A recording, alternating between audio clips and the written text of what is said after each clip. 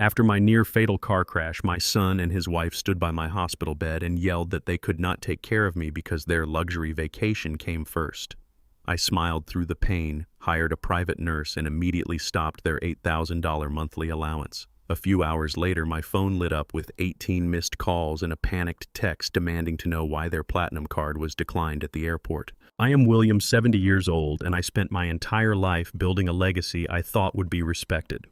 Before I continue this story, let me know where you are watching from in the comments below. Hit like and subscribe if you believe respect should be earned, not bought.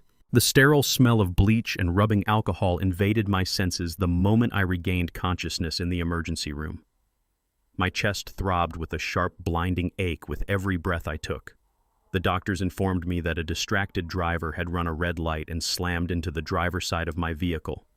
The impact had left me with 3 broken ribs and a severely fractured femur. My leg was encased in a rigid, heavy brace, anchoring me to the hospital bed.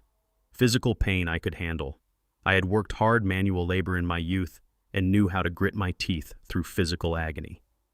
What I was not prepared for was the agonizing reality waiting for me at the foot of my bed. My son Aaron and his wife Heather stood side by side staring at me, not with concern, but with blatant irritation. Aaron checked his heavy gold Rolex, shifting his weight impatiently from one foot to the other. Heather stood with her arms tightly crossed over her expensive designer jacket, her face contorted in sheer annoyance. There were no tears in their eyes. There were no questions about my prognosis or my pain levels. They treated my hospital room like a delayed waiting area at an airport. I looked at Aaron, a 34-year-old man I had raised to be strong and independent. After my wife Cynthia passed away 5 years ago, I poured all my grief into making sure Aaron never had to struggle the way we did. As a black man in America, I spent 30 grueling years building a logistics and transport company from a single leased delivery truck into a massive regional fleet. I eventually sold my shares and reinvested the capital into highly profitable commercial real estate. I chose to live simply driving an ordinary car and maintaining a modest home so I could provide my son with a flawless safety net. I funded his prestigious college education. I bankrolled his lifestyle so he could start a high-end consulting firm based on my industry reputation. I gave him an $8,000 monthly allowance to cover his overhead, believing I was being a supportive father. I thought I was buying him the freedom to succeed. I realized now I was just breeding a parasite. Heather sighed loudly, breaking the tense silence in the room. She tapped her designer heel against the linoleum floor and glared at me. She flatly refused to take me home for my recovery. She stated with absolute conviction that their first-class flight to the Swiss Alps boarded tonight and they were not going to miss it. She looked me dead in the eye and called my accident a massive inconvenience to their $10,000 trip. She said they needed this vacation for their mental health and could not be burdened with changing bedpans or helping a crippled man to the bathroom. I asked Aaron how I was supposed to get back to my house and manage my daily survival with a shattered leg. Aaron did not even flinch. He told me to figure it out with the hospital social worker. He said I had enough money to figure out my own transportation and that his consulting business had been stressful lately. He claimed Heather had been looking forward to the Swiss Alps for months, and he refused to disappoint his wife over a car crash I managed to survive. He said he would call me when they landed in Europe. Before turning to walk out the door, Aaron paused. He did not step back to shake my hand or wish me a speedy recovery. Instead, he reminded me that the first of the month was tomorrow. He told me to ensure my bank processed their $8,000 monthly allowance before the business day ended. He said he needed the extra liquidity to cover the lavish dinners and excursions they had planned overseas. Heather chimed in, reminding me that her high-end fashion boutique was undergoing a costly renovation and she needed the cash flow to remain uninterrupted. Without waiting for my response, they turned their backs on me and walked out of the hospital room, their footsteps echoing down the hallway. I did not shed a single tear. I did not shout after them or beg them to stay. The physical pain in my chest was completely eclipsed by a cold, sharp realization. The family I thought I was protecting did not exist. They viewed me as nothing more than a walking bank account, a financial resource that was only useful as long as it kept producing cash. My vulnerability was an annoyance to them. My potential death would probably have been a relief, providing them immediate access to my estate. That realization did not break me. It liberated me. The anger rising in my blood brought with it a profound, terrifying clarity. If my money was the only thing binding us together, then the money would be the first thing to disappear. I reached for my phone on the bedside table. My fingers were bruised and stiff, but my determination was absolute. I dialed the direct private line to my wealth management firm. The representative answered quickly, recognizing my number. I verified my identity through their security protocols and issued a clear, irrevocable directive. I ordered the bank to permanently cancel the recurring $8,000 transfer to Aaron's checking account.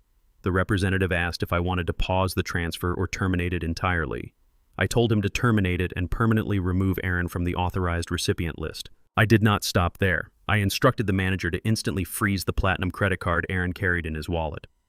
That specific card was directly linked to my primary funding account, a card I gave him for extreme business emergencies, which he and Heather routinely used for luxury dining and designer clothes. The bank manager confirmed the card was deactivated immediately. I hung up the phone. The financial cord holding my ungrateful son afloat was officially and permanently severed. Every dollar I had worked for would now serve my own interests. My next call was to the most reputable private medical care agency in the city. I dialed their emergency placement line and spoke directly to the head coordinator. I informed her of my physical condition, detailing my fractured femur and broken ribs. I demanded a highly qualified full-time private nurse to handle my hospital discharge, transport me home, and provide round-the-clock care for the next several weeks. I made it clear that cost was not an issue, and I expected immediate service. The coordinator assured me they had an exceptional professional named Patricia available. Patricia would arrive at my hospital room within the hour to take complete control of my recovery process. I authorized the agency to bill my primary account. I felt a deep sense of satisfaction knowing my wealth was finally being utilized to secure my own health and dignity, rather than funding the arrogant delusions of two ungrateful adults. I settled back into the hospital pillows, staring at the sterile ceiling. The pain medication the doctors had administered finally began to dull the sharp ache in my ribs, but the true relief came from taking back control of my life. I had spent years walking on eggshells, biting my tongue and opening my wallet just to keep the peace. I had allowed Heather to disrespect my home. I had allowed Aaron to disrespect my legacy. By choosing their vacation over my well-being, they had inadvertently handed me the key to my own cage. I was no longer a provider. I was a free man. 4 hours passed in quiet reflection. Patricia arrived exactly as promised. She was a stern but compassionate professional who immediately began organizing my discharge paperwork and arranging a specialized transport vehicle to take me home. She checked my vitals, adjusted my leg brace, and assured me I would be well taken care of. While Patricia was speaking to the attending physician in the hallway, the screen of my phone suddenly lit up on the bedside table. It vibrated violently against the plastic surface. I picked up the device and looked at the lock screen. The notification panel was completely filled. There were 18 missed calls from Aaron stacked one after another in rapid succession. A barrage of frantic text messages followed the missed calls. I opened the message thread and read his words. His tone had shifted from arrogant dismissal to absolute panic. He demanded to know if I was ignoring him. He asked if there was a problem with my bank. The final text message flashed across the screen, a perfect testament to his shattered reality.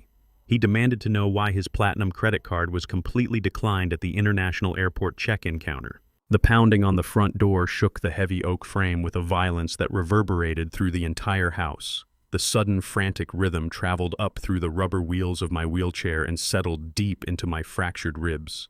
Each strike against the wood felt like a physical blow, a desperate demand for attention. I sat perfectly still in the center of the living room, feeling the dull ache radiating from my leg brace. The heavy pain medication managed to soften the sharpest edges of my injuries, but my mind remained incredibly clear. Patricia stood firmly by my side. She was a consummate professional dressed in crisp medical scrubs, her posture straight and her expression unyielding. She looked at the rattling door, then looked down at me silently, waiting for my command. I took a slow, deliberate breath, fighting the sting in my chest. I nodded once. Patricia walked across the polished hardwood floor and turned the deadbolt. Aaron and Heather burst inside before Patricia could even pull the door fully open. They moved like a localized hurricane, dragging the chaotic energy of the outside world directly into my quiet healing space. Aaron looked entirely unhinged. His expensive tailored suit was wrinkled, and his forehead was slick with a cold sweat. His usual polished, arrogant demeanor had completely vanished, replaced by the frantic, erratic energy of a cornered animal. Heather marched in right behind him, her face flushed red with sheer, unfiltered rage. She slammed her designer leather bag onto my sofa with enough reckless force to knock over a decorative glass vase on the side table. The glass shattered violently across the floor, scattering sharp, jagged fragments across the woven rug. Neither of them even glanced at the mess they had just made. Neither of them looked at the heavy medical brace locking my leg in place or the tight compression bandages wrapping my chest. Their eyes were entirely focused on the sudden catastrophic disappearance of their lavish lifestyle. Aaron practically sprinted across the room, stopping just inches away from my wheelchair. He screamed with a volume that made my broken bones ache. He demanded a full, immediate explanation for his frozen bank accounts. He shouted about the ultimate humiliation of standing at the international check-in counter watching the airline agent physically cut his platinum credit card in half. He yelled about the sheer embarrassment of having his expensive luggage pulled from the conveyor belt while hundreds of passengers watched him fail. Heather stepped forward, crossing her arms and pointing an accusing finger directly at my face. She screamed that my petty financial game was deliberately destroying their marriage. She claimed their relationship desperately needed this luxury vacation to survive the overwhelming stress of her boutique renovations. She commanded me to pick up my phone, call the bank manager, and unfreeze the funds instantly so they could rebook the very next available flight to the Swiss Alps. I let their aggressive words hang in the air. I let their massive entitlement echo off the walls of the home I had paid for with 30 years of manual labor, sleepless nights, and relentless stress. I looked at Aaron, a 34-year-old man who had never faced a real punishing consequence in his entire life. I saw a man who had taken the generous safety net I provided and turned it into a permanent hammock.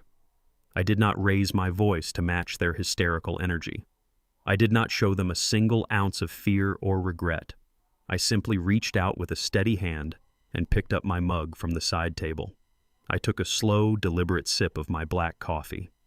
The bitter, dark liquid grounded me in the present reality.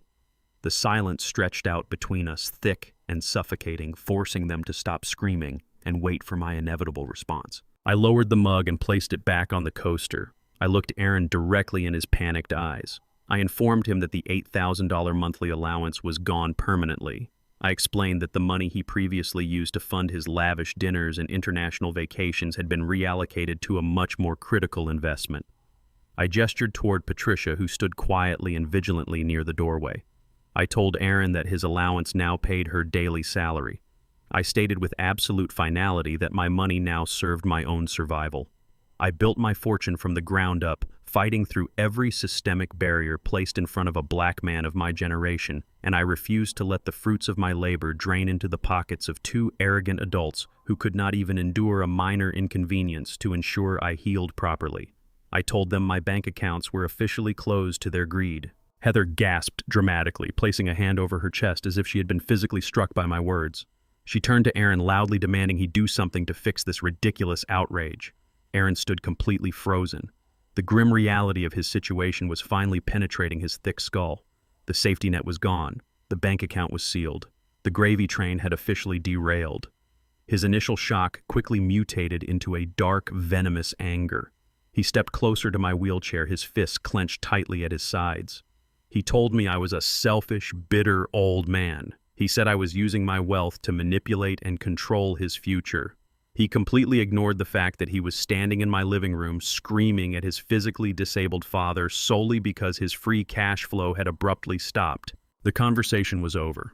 I had seen everything I needed to see to confirm my decision. The last lingering shred of hope that my son might harbor some genuine affection for me evaporated completely, leaving behind a clean, clinical resolve. I looked at Patricia.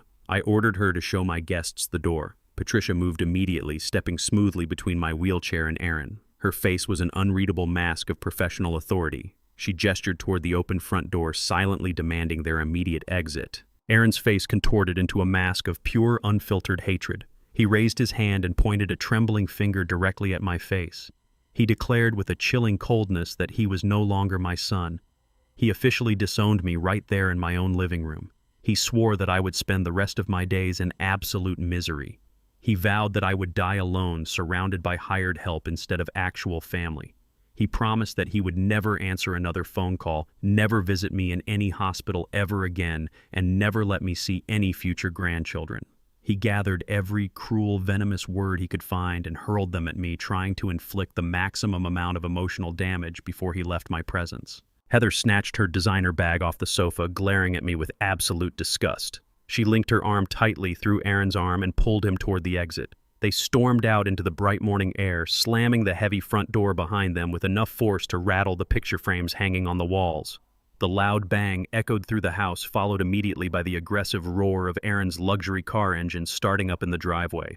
The screech of expensive tires on the asphalt marked their rapid, furious departure. The silence quickly flooded back into the room, thick and absolute. I sat quietly in my wheelchair, taking a slow inventory of my physical and emotional state. My ribs still throbbed and my leg felt like it was encased in heavy lead, but the suffocating weight of parental guilt had completely vanished from my shoulders. I did not feel any sorrow over his cruel words. I felt a cold, calculated readiness for whatever came next.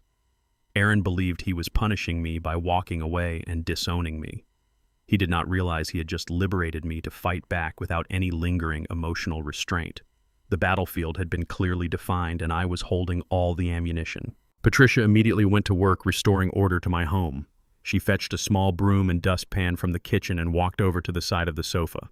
She efficiently swept up the sharp fragments of the decorative glass Heather had knocked over during her tantrum. Her movements were calm and highly methodical, a stark contrast to the chaotic energy that had just vacated the room. As she swept the final pieces of broken glass into the dustpan, she paused. She reached down near the front leg of the sofa and picked up a crumpled piece of thick yellow paper. It must have fallen out of Aaron's suit jacket pocket when he was wildly gesturing and screaming at me. Patricia smoothed out the wrinkled paper with her hands. She looked at the bold red text printed across the top of the page, her professional demeanor cracking just enough to show a flicker of deep concern. She stepped across the room and handed the document directly to me without saying a single word. I took the paper from her hand. I read the heavy, aggressive print. It was a final warning notice from a notorious private loan agency known for predatory lending practices and ruthless collection methods. The document demanded an immediate payment to avoid extreme legal action and physical asset seizure. The total outstanding balance printed at the bottom was staggering. Aaron was not just living beyond his means. He was drowning in a dangerous, unregulated debt trap, and he had been using my money to hold the wolves at bay. I stared at the crumpled piece of yellow paper Patricia had smoothed out and placed on my mahogany desk. The bold red letters across the top glared back at me like a physical threat. Final warning. Seizure of assets imminent. My eyes scanned down to the total balance due. $90,000. It was a staggering amount of debt for an aggressive private loan agency, the kind of predatory institution that operated just barely inside the boundaries of the law. They catered exclusively to desperate people who had burned every other bridge of legitimate credit.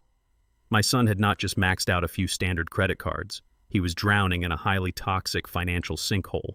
I wheeled myself closer to the desk, the dull throb in my fractured femur pulsing with every movement. Patricia adjusted the heavy blanket over my lap and stepped out of the room to give me complete privacy. I unlocked the heavy steel safe built into the lower cabinet of my desk. I reached past the stacks of property deeds and extracted my personal financial ledgers. For the past 4 years, I had poured massive amounts of capital into Aaron's consulting firm. I wanted him to carry the torch of our family's success. I fought tooth and nail against the systemic barriers that tried to keep a black man from building a logistics empire from a single delivery truck. I believed my accumulated wealth could shield Aaron from those same bitter, exhausting struggles. I gave him the startup capital, the industry contacts, and the $8,000 monthly safety net, so he could focus entirely on expanding his legacy. This single piece of yellow paper proved everything I had financed was a spectacular fraud. I reached for my phone and dialed the direct number for my attorney, Mr. Hayes. Hayes had navigated my corporate acquisitions and asset liquidations for the better part of 2 decades. He was ruthless, highly precise, and completely devoid of sentimentality. I did not waste time with pleasantries. I told Hayes I needed a comprehensive, invasive audit of Aaron and Heather's financial reality. I authorized him to use my status as their primary financial guarantor to legally breach the walls of their privacy. I needed to see their tax returns, their corporate revenue streams, their active lines of credit, and every hidden liability they possessed. I wanted the complete anatomy of their deception delivered to my inbox by the end of the business day. Hayes simply confirmed the order and hung up the phone. The hours crawled by with an agonizing slowness. I sat in my quiet study, listening to the heavy ticking of the grandfather clock. Every tick felt like another dollar I had foolishly handed over to fund their arrogance. I reviewed my own ledgers, calculating the sheer volume of cash I had sacrificed to support their illusion of grandeur. I had taken $250,000 in startup funds and handed it over only for Aaron to squander it on office aesthetics and marketing consultants who delivered nothing. I had driven a 10-year-old sedan while they leased luxury sports cars. I had skipped vacations to ensure their lifestyle remained uninterrupted. The depth of my own parental blindness disgusted me. The audacity of their cruelty became magnified by their sheer incompetence. At exactly 4 p.m, my computer chimed with an incoming encrypted email from Hayes. I opened the attached dossier. The truth was far worse than the yellow collection notice suggested. Aaron's consulting firm was nothing more than an expensive hollow vanity project. The corporate filings showed that his business had generated absolutely zero legitimate revenue for the past 24 months. He had no active clients. He had no pending contracts. He spent his days networking at elite country clubs and charging lavish business lunches to the platinum credit card I had provided. He was playing the role of a successful entrepreneur while standing on a stage built entirely from my money. He used my reputation to open doors only to sit inside the room and accomplish nothing. I scrolled down to the section detailing Heather's high-end fashion boutique. She constantly boasted about her exclusive clientele and her impeccable taste at every family gathering. She sold overpriced imported garments to women who only tolerated her because she threw lavish catered launch parties she could not actually afford. Hayes's audit laid her true reality bare. The boutique was drowning in massive federal and state tax liens. Her inventory had been purchased on high-interest commercial credit, and her actual sales figures were abysmal. They were bleeding cash from every possible artery. The $8,000 I transferred to them on the 1st of every month was never meant for business investments or future savings. My allowance was their only lifeline to pay the minimum interest on their catastrophic debts. Without my monthly deposit, their entire glamorous world would instantly collapse into total bankruptcy. They did not leave me at the hospital because their vacation was genuinely important. They left because they were desperately trying to outrun their own financial ruin by pretending it did not exist. My phone abruptly shattered the silence in the study. The caller ID flashed Heather's name. I let it ring 3 times, taking a slow breath to anchor my emotions before answering. I did not say hello. I simply waited for her to speak. Heather's voice came through the speaker sharp and saturated with an ugly, unearned confidence. She did not ask about my broken ribs or my shattered leg. She immediately launched into a calculated verbal assault. She told me Aaron was pacing the floor in absolute panic because his accounts remained frozen and their luxury vacation was officially ruined. She accused me of being a controlling, bitter old man trying to punish them out of spite because my own life was over and theirs was just beginning. She said my generation did not understand the pressures of maintaining a modern brand. She claimed my decision to cut off their funding was an act of extreme financial abuse. I remained completely silent, letting her dig her own grave deeper with every word. Heather mistook my silence for weakness. She played the one card she believed would force my total surrender. She leaned into the microphone, her tone turning venomous and sweet all at once. She announced that she and Aaron were planning to start a family next year. She stated that if I did not log into my banking portal and restore the $8,000 monthly transfer, right this second, I would be completely erased from their lives. She threatened that I would never be allowed to meet my future grandchildren. She swore I would spend my final years isolated in an empty house with only hired nurses for company while they built their family without me. She demanded my immediate compliance, waiting for me to break and beg for her forgiveness. I looked at the glowing screen of my computer, staring directly at the hard financial data, proving her absolute desperation. I told Heather she was in no position to negotiate terms with the man funding her entire existence.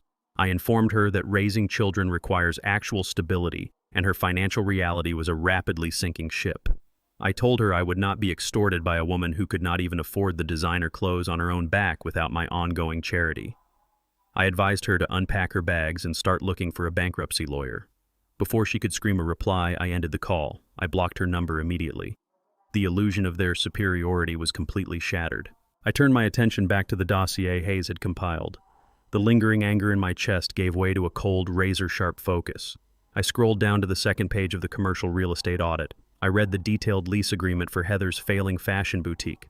The document listed the prime downtown commercial building she operated out of.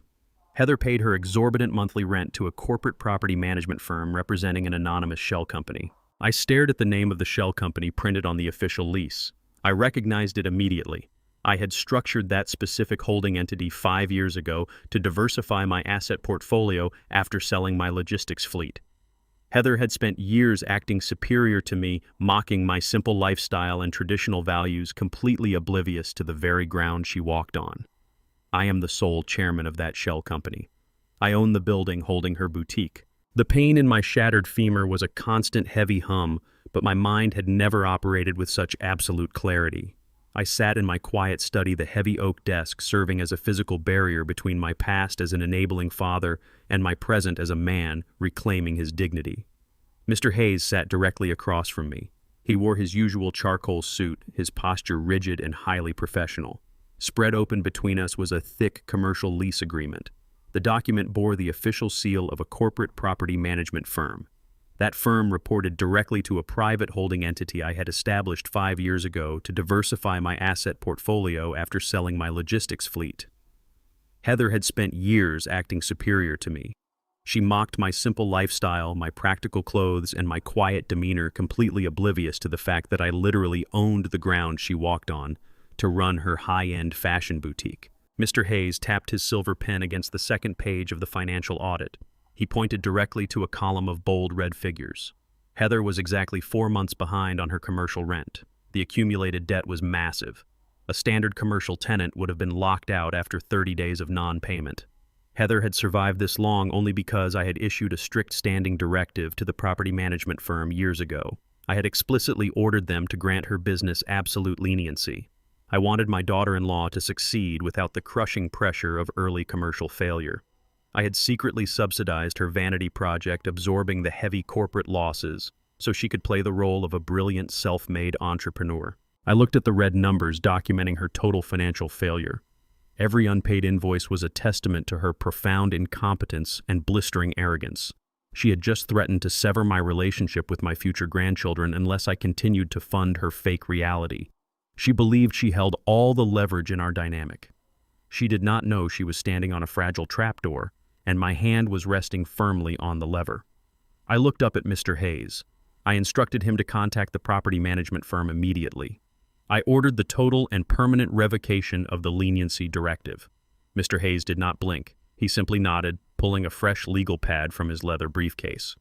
I told him I wanted a formal eviction notice drafted for a complete breach of contract. I demanded that the execution of this notice be handled strictly by the book, without a single ounce of special treatment or quiet discretion. Mr. Hayes made a quick phone call to his office team. Within minutes, the heavy legal machinery was in motion. He informed me that because the debt wildly exceeded 4 months of commercial rent, the property managers were legally authorized to post a public notice of immediate eviction. I instructed him to hire a private process server right away. I wanted the notice delivered today during peak business hours. Heather valued her public image above all else. Her entire identity was built on the perception of extreme wealth and elite status. Stripping away that public illusion was the only way to show her the true devastating cost of her actions. 3 hours later, I sat in the back seat of a tinted town car parked directly across the street from Heather's boutique. Patricia sat quietly beside me, checking my vital signs and ensuring my fractured leg remained elevated and stable. I ignored the sharp throb in my ribs. My eyes were locked entirely on the pristine glass storefront of the boutique. Through the large display windows, I could see Heather mingling with a group of exceptionally well-dressed women. She was pouring expensive champagne into crystal flutes, laughing loudly, acting like the undisputed queen of high society. Her boutique was situated in the most expensive commercial district in the city, an area defined by luxury and extreme exclusivity. I remembered how hard I had fought to secure my first small warehouse lease as a young black man decades ago. I remembered the doors slammed in my face and the loans denied based purely on prejudice. Heather was handed a prime commercial space on a silver platter, and she squandered it on sheer vanity. A sleek black sedan pulled up directly in front of the store. A process server stepped out onto the sidewalk. He wore a high-visibility jacket and carried a thick official clipboard. He did not ask for permission to approach. He did not seek a private meeting in the back office to spare her feelings. He walked straight up to the immaculate floor-to-ceiling glass front door. He pulled a large, bright red legal document from his clipboard. With swift, practiced movements, he applied heavy industrial adhesive tape and plastered the formal eviction notice directly onto the exact center of the glass. The bold black letters demanding immediate payment and threatening a total property lockout faced outward for the entire street to see. He then opened the door, walked inside, and handed a physical copy directly to Heather right in front of her affluent, stunned clients. The transformation inside the boutique was instantaneous. Heather dropped her champagne flute. The expensive crystal shattered across the polished hardwood floor, sending sharp fragments flying in every direction. Her wealthy clients stepped back in sheer shock, their faces turning from polite amusement to visible horror. The carefully crafted illusion was completely broken. The socialites Heather had spent years desperate to impress were now staring at a glaring red emblem of her absolute financial ruin. They quickly set down their drinks, grabbed their designer purses, and hurried out the door to avoid being associated with a public scandal. Heather rushed to the glass door the second her clients fled. I watched through the tinted window of my car as she frantically clawed at the bright red notice. The heavy adhesive held incredibly firm. Her perfectly manicured nails scraped desperately against the thick paper, tearing off small white chunks, while the bold red warnings remained highly visible to the passing foot traffic. Her face was a mask of total humiliation and sheer panic. She pulled out her smartphone, her hands shaking violently as she frantically dialed a number. My own phone remained perfectly silent in my pocket. She was not calling me. She was calling Aaron to demand he fix the catastrophe unfolding in front of her. I instructed the driver to take me home. The parasitic bond was officially severed, and the severe consequences of their arrogance were fully in motion. I settled back into my wheelchair once we reached my living room, letting the quiet peace of my home wash over me. The satisfaction of immediate accountability was profound. I had finally stopped setting myself on fire to keep ungrateful people warm. 10 minutes later, my phone rang with an aggressive, continuous tone. The caller ID displayed Aaron's name. I stared at the screen, letting it ring twice before I calmly answered the call without offering a greeting. Aaron did not scream into the receiver. He did not hurl cruel insults or demand money like he had just hours ago at the airport. His voice carried no anger. It carried a frantic, breathless panic. He was speaking so fast the words blurred together. He told me he was driving to my house right now. He said he had realized the extent of my terrible confusion after the car accident. He promised me that he had found a specialized medical professional to fix my declining mental state. He swore he was bringing the doctor to my house immediately to take complete control of the situation and make everything right. The heavy oak door of my living room swung open with a violent shove. Aaron marched inside, his chest puffed out with a manufactured, desperate authority. He was not alone. Right behind him walked a tall, rigid man wearing a crisp, white clinical coat. Heather trailed them both, her arms crossed, and a sickening, triumphant smirk plastered across her face. I sat perfectly still in my wheelchair. My fractured leg throbbed relentlessly beneath the heavy medical brace, and the broken ribs in my chest made breathing a chore, but I did not let a single flinch betray my physical pain. Patricia stood immediately to my right, her posture defensive, her eyes scanning the three intruders with sharp professional vigilance. Aaron did not bother with a greeting. He stopped in the center of the room and pointed a rigid finger directly at my face.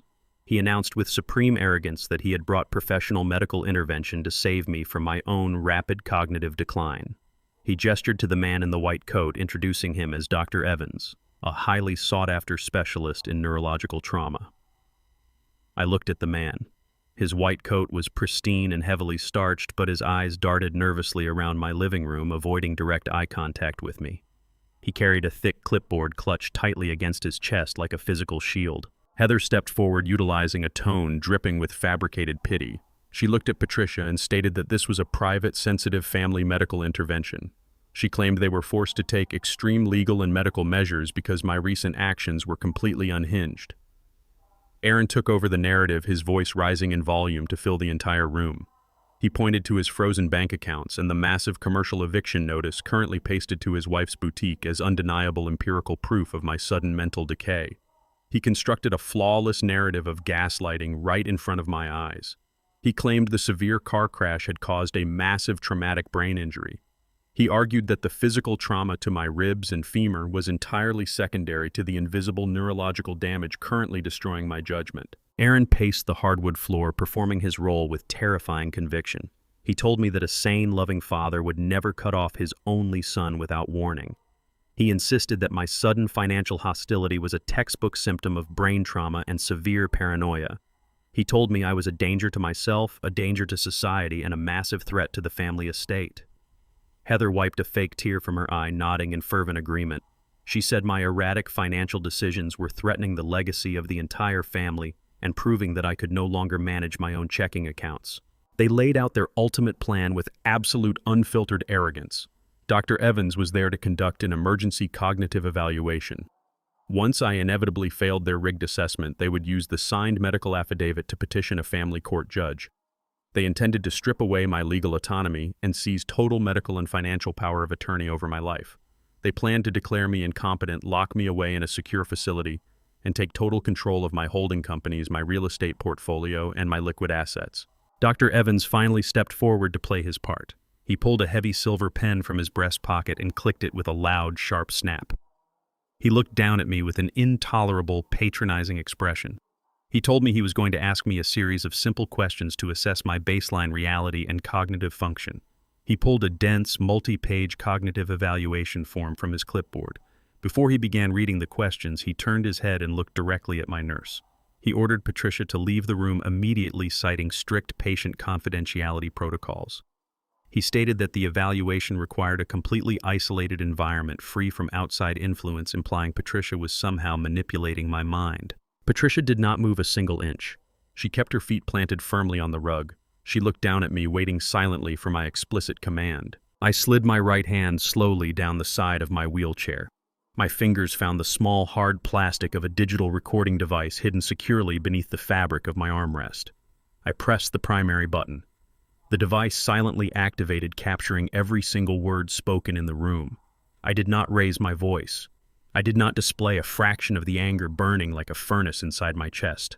I looked directly into the fake doctor's nervous eyes. I demanded he immediately produce his state medical license. I told him to present the official court mandate authorizing a non-consensual psychiatric evaluation inside my private residence. I stated clearly and coldly that if he laid a single finger on my person or if he attempted to compel a medical exam without a judge's signature, I would press charges for criminal assault and extreme harassment. The arrogant facade instantly melted off the man's face.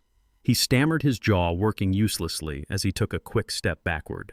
He looked at Aaron for support, his hands trembling violently against his clipboard. He muttered a weak excuse about preliminary assessments not requiring a judge's signature. He tried to pivot his stance, claiming he was simply a private consultant offering a friendly second opinion to a concerned son. I did not let him finish his pathetic lie. I nodded to Patricia. She turned gracefully on her heel, walked directly to the heavy front door, and pulled it wide open. Two fully uniformed armed police officers stepped immediately over the threshold. Their heavy boots echoed loudly against the hardwood floor. They flanked the doorway, their hands resting securely on their duty belts, their eyes locking immediately onto the man in the white coat. Aaron froze completely. The color drained entirely from his face, leaving him looking like a ghost. Heather gasped sharply, instinctively, stepping behind her husband to use his body as a shield. Dr. Evans dropped his expensive silver pen. It clattered loudly against the floorboards, rolling aimlessly under the sofa. I looked at my son, letting the full weight of his failure crash down upon him. I explained that he was not the only person who knew how to utilize a phone. The exact moment Aaron had called me in a blind panic, threatening to bring a medical professional to my home to fix my mind, I had called Mr. Hayes. My attorney did not waste a single second. Hayes possessed resources and private investigators that Aaron could not even fathom. Hayes had immediately run a deep background check on the entire network of aggressive, borderline legal therapists Aaron had previously associated with during his brief failed stint in marriage counseling. Hayes identified Evans within minutes. The man standing in my living room was not a highly sought-after neurological specialist. He was a disgraced, unlicensed therapist who had his credentials permanently revoked 3 years ago for committing massive Medicare fraud. Aaron had knowingly hired a desperate criminal to forge a medical document in a pathetic attempt to steal my fortune. I gestured toward the two police officers standing in the doorway. I informed them that the man trembling in the white coat was currently attempting to commit medical fraud and elder abuse inside my private residence. The officers moved with swift, uncompromising authority. They crossed the room in 3 large strides, grabbed Evans by the arms, and physically spun him around. They patted him down, confiscated his fake medical clipboard, and escorted the stammering, terrified man right out the front door. Aaron and Heather were left standing alone in the center of my living room. Their grand, malicious conspiracy had collapsed into absolute dust. The financial trap had failed. The legal trap had failed. The medical trap had failed. They were completely out of ammunition, their profound greed entirely exposed to the light of day. I ordered them to get out of my sight. I told them if they ever set foot on my property again, they would leave in the exact same manner as their hired fraud. Aaron's initial shock violently mutated into a feral, desperate rage. He realized he was entirely cornered, backed into a financial and legal wall with absolutely no available exits. He pointed a trembling finger at me, his voice cracking under the crushing weight of his own profound failure. He swore he would destroy me. He declared with absolute venom that he was leaving right now to hire the most vicious, aggressive litigation firm in the entire state. He vowed to drag me into a massive, highly public lawsuit that would drain my accounts and ruin my pristine reputation. Heather grabbed his arm, pulling him toward the door, eager to escape the humiliating presence of the police cruisers flashing their lights outside. Aaron resisted her pull for one final second to deliver his ultimate parting threat. He shouted that he possessed massive equity.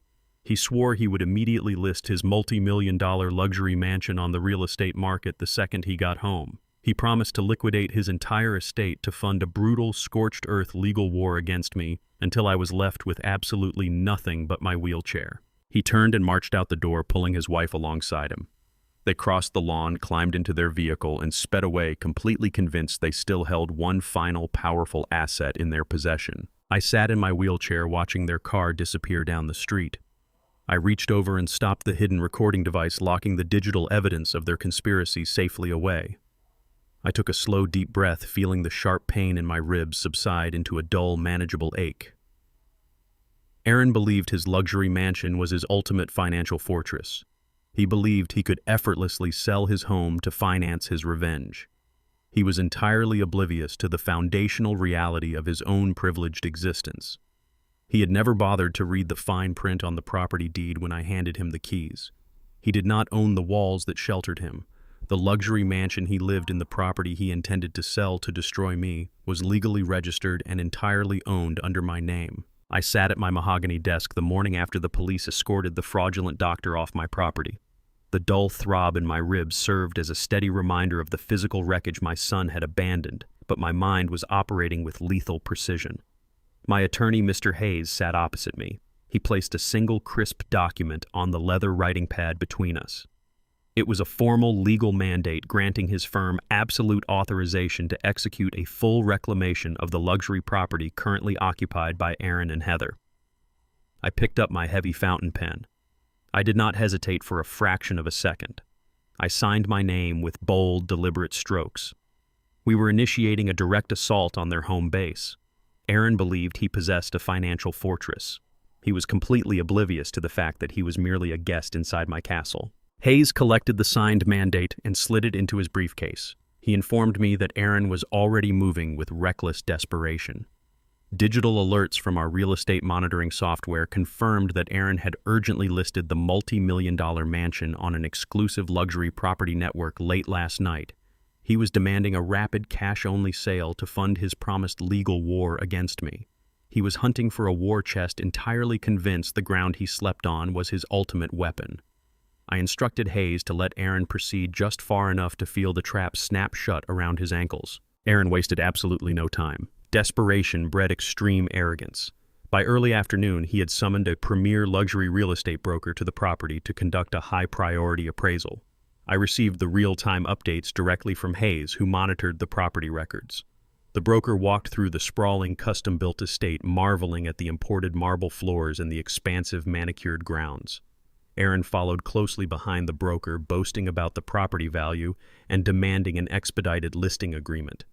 He needed the capital immediately to hire the ruthless litigation firm he had threatened me with. The broker, a consummate professional operating strictly by the book, initiated a standard preliminary title check on her tablet before drafting any legally binding contracts. The appraisal process halted with violent suddenness. The broker stared at her screen, her professional enthusiasm evaporating into sheer confusion. She turned to Aaron and asked for clarification regarding the legal deed. She informed him that his name did not appear anywhere on the county property registry. Aaron laughed, dismissing her concern as a clerical error. He loudly insisted that the mansion was a wedding gift from his wealthy father and demanded she refresh the database. The broker refreshed her screen. The data remained immutable. She turned her tablet around and shoved the digital record directly into Aaron's face. The registry clearly listed a private holding company as the sole legal owner of the estate. Aaron stared at the corporate entity's name, the exact same holding company that managed the commercial lease for Heather's failing boutique. The blood drained from his face. The broker packed up her equipment and briskly walked out the front door, refusing to participate in a fraudulent real estate transaction. Aaron was left standing in the grand foyer, finally realizing he did not own a single brick of the mansion. He merely paid the monthly utility bills. The realization ignited a frantic, explosive rage. Less than an hour later, the heavy glass doors of Mr. Hayes's downtown law office flew open. I was sitting quietly in the corner leather chair of the conference room, my leg elevated in its heavy brace. Aaron charged into the room like a wounded bull. Heather followed closely behind him, her face tight with panic and furious disbelief. Aaron slammed his fists down on the polished conference table. He completely ignored my presence and focused his absolute fury entirely on my attorney. He screamed that the corporate deed was a massive legal mistake. He threw a massive tantrum, insisting at the top of his lungs that the house was a sacred wedding gift permanently deeded to him and his wife on the day of their marriage. He demanded Hayes immediately correct the fraudulent paperwork and transfer the title into his name so he could execute the sale. Hayes did not flinch. He did not raise his voice to match Aaron's hysterical shouting. He opened his leather briefcase with calm, methodical precision. He extracted a single manila folder and placed it squarely in the center of the conference table. Hayes opened the folder and used his index finger to slide a yellowed, perfectly preserved document across the polished wood until it rested directly under Aaron's hands. It was the original occupancy agreement from 7 years ago. Aaron stared down at the paper, his frantic breathing hitched in his throat. Hayes instructed him to read the second paragraph aloud. Aaron refused, his eyes scanning the legal text in total horror. Hayes read it for him, his voice echoing with cold, undeniable authority. The contract explicitly designated Aaron and Heather as temporary occupants completely devoid of any ownership, equity, or legal claim to the property. The fine print clearly granted the legal owner, my holding company, the absolute right to reclaim the estate and terminate the occupancy with a standard 30-day notice. At the very bottom of the page, directly beneath the heavy legal jargon, rested Aaron's own unmistakable signature. I watched the devastating reality crush the last remaining remnants of my son's arrogance. 7 years ago, he had been so eager to move into the massive estate and project an image of extreme wealth to his peers that he signed the occupancy agreement without reading a single word of the fine print. He assumed my generosity was a permanent, irrevocable right. He assumed the wealth I bled to build simply belonged to him by birthright. He had spent nearly a decade bragging to his elite social circles about his magnificent property portfolio, blissfully unaware that he was nothing more than a glorified tenant living entirely on my charity. Hayes did not allow them a moment to recover their breath. He reached back into his briefcase and produced a second document printed on heavy legal stock. He stood up from his chair and handed the paper directly into Aaron's trembling hands. It was the official legally binding 30-day eviction notice. Hayes informed them that the holding company was officially terminating the occupancy agreement. He stated that they had exactly 30 calendar days to pack their belongings, vacate the premises, and surrender the keys, or they would be forcibly removed by the county sheriff's department. Aaron stared at the eviction notice, his mouth opening and closing without producing a single sound. The luxury mansion, his ultimate financial fortress and his primary weapon against me, had just been legally incinerated. He had no cash. He had no business revenue. He had no home. He was a complete financial ghost. Cornered and profoundly humiliated, Heather realized the direct assault had utterly failed. The legal trap was completely inescapable. She backed away from the conference table, her eyes darting frantically around the room as she searched for a new weapon. She found it in her designer handbag. She pulled out her smartphone. If she could not win in a court of law, she would wage war in the court of public opinion. She stared at me with pure, unadulterated venom. She deliberately messed up her perfectly styled hair and forced tears to well up in her eyes. She raised the phone, angling the camera to capture her distressed face. Right there in the law office, she began recording a tearful, entirely fabricated video. She sobbed into the camera lens, spinning a horrific narrative for her thousands of social media followers. She explicitly accused me of devastating financial abuse. She claimed that a severe car accident had completely destroyed my sanity and caused massive mental decay. She told her audience that a wealthy, senile tyrant was actively throwing his own innocent family out onto the street. She hit the publish button, launching a vicious digital media war to destroy my reputation before I could destroy her remaining pride. I sit in the deep leather chair of my study, the harsh blue light of my tablet illuminating the dark mahogany wood of my desk. My fractured femur throbs a steady rhythmic pulse of pain against the rigid confines of my medical brace. I ignore the physical discomfort, focusing my entire absolute attention on the screen in front of me. Heather's face fills the digital frame. She is delivering a masterclass in modern manipulation. Her makeup is intentionally smudged beneath her eyes, giving her the calculated appearance of a woman pushed to the absolute edge of human endurance. Real tears stream down her flushed cheeks as she looks directly into the camera lens, speaking to her thousands of devoted followers. She spins a horrific, completely fabricated narrative. She claims that my severe car crash did not just break my bones, but completely shattered my mind. She states with absolute conviction that the neurological trauma has transformed a once loving father into a paranoid, abusive tyrant. She paints herself and Aaron as dedicated, exhausted caretakers who are being violently thrown onto the street by a man suffering from aggressive, unchecked mental decay. She holds up the red commercial eviction notice I slapped on her boutique, completely misrepresenting it as a residential eviction from her family home. The video is a viral sensation. The view count ticks upward by the tens of thousands every single minute. The comments section is a unified, terrifying mob of digital outrage directed entirely at me. My private phone begins to ring incessantly. Former business partners, elite industry contacts, and casual acquaintances from my 30 years in the logistics sector flood my voicemail. Some callers reach out of morbid curiosity, while others leave stern, judgmental messages urging me to surrender my assets and seek immediate psychiatric confinement. The false narrative is spreading like a wildfire, actively threatening to consume my pristine reputation in a matter of hours. Heather desperately wants to drag me into a highly public mudslinging contest. She wants me to post a frantic, angry defense. She needs me to look erratic and desperate in the public eye, which would instantly validate her vicious claims of my mental collapse. I refuse to engage with her digital theatrics. I turn the tablet face down on my desk. I do not fight battles on platforms I do not control. My phone rings again, shattering the heavy silence of my study. The caller identification display shows the main administrative office of the Oak Ridge Elite Country Club. This is the highly exclusive, incredibly expensive sanctuary where Aaron spends his days. He uses the manicured greens and luxury dining rooms to network with wealthy investors, projecting the flawless image of a highly successful, self-made consulting genius. I answer the call. The voice on the other end belongs to Richard, the chairman of the board of directors. His tone drips with a heavily manufactured sympathy that poorly masks deep institutional panic. He informs me that several high-profile members of the club have viewed Heather's viral social media video.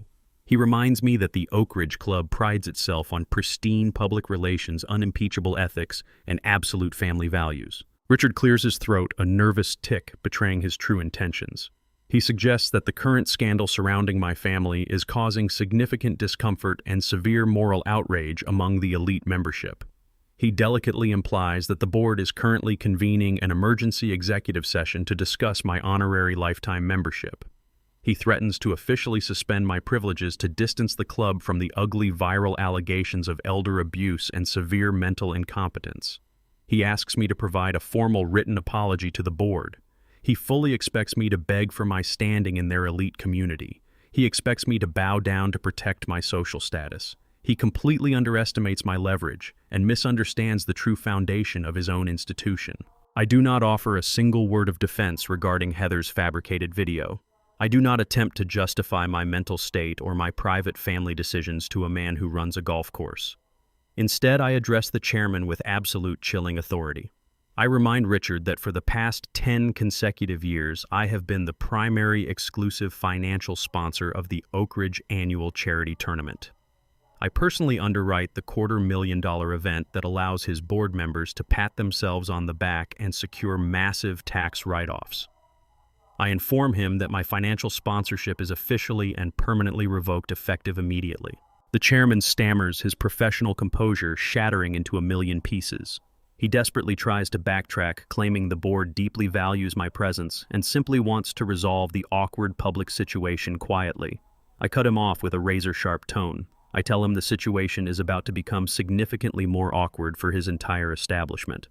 I use my mouse to open my secure financial portal on my desktop computer. I bypass the primary screens and locate the specific credit account permanently linked to Aaron's VIP club membership. I extract the comprehensive billing statements from the past 7 years. I attach the heavily detailed financial files to a direct email and send them straight to the chairman's private address while he is still stammering on the line.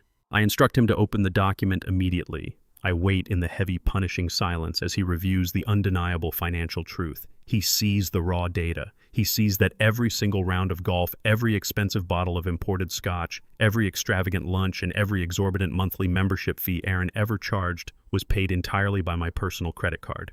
Aaron is not a successful consultant. He is a financial parasite haunting their fairways entirely on my dime. I inform the chairman that I am canceling that specific credit card right this exact second. I tell him Aaron is currently on his golf course actively racking up morning expenses and possesses absolutely zero means to pay his tab. I hang up the phone, severing the connection before he can utter another word. The operational fallout at the country club is rapid and spectacularly public. Aaron is standing on the pristine 18th tee box, surrounded by 3 wealthy potential clients he is desperately attempting to impress with his fabricated success. He is mid-swing, projecting the ultimate image of relaxed, untouchable power when a customized security golf cart speeds aggressively across the manicured grass. 2 large, imposing club security guards step out of the cart and march directly toward him. They do not wait for him to finish his game. They do not offer him the professional courtesy of a private conversation inside the manager's office. Following the furious, embarrassed orders of the board chairman, the security team loudly informs Aaron that his membership is terminated effective immediately for fraudulent payment methods. They demand he surrender his rented club property right there on the grass. They command him to pack his expensive golf bag and escort him directly to the parking lot. Aaron tries to argue, his face flushing a deep, violent crimson as his potential clients watch the entire scene unfold in sheer, unadulterated disbelief. His elite, carefully curated facade instantly crumbles into absolute dust. He is publicly marched off the exclusive grounds like a common trespasser who jumped the fence. The absolute humiliation breaks the final fragile thread of his sanity. The digital social media victim narrative means nothing when his actual physical reality is collapsing around him in real time. He is entirely stripped of his money, his luxury home, his business reputation, and his elite status. The desperation in his mind finally mutates into a blind, violent rage. Night falls over the city, casting long, dark shadows across my property. I sit alone in my dark living room, the glow of my high-definition security monitors illuminating the space with a cold blue light. A car engine cuts off aggressively at the end of my driveway.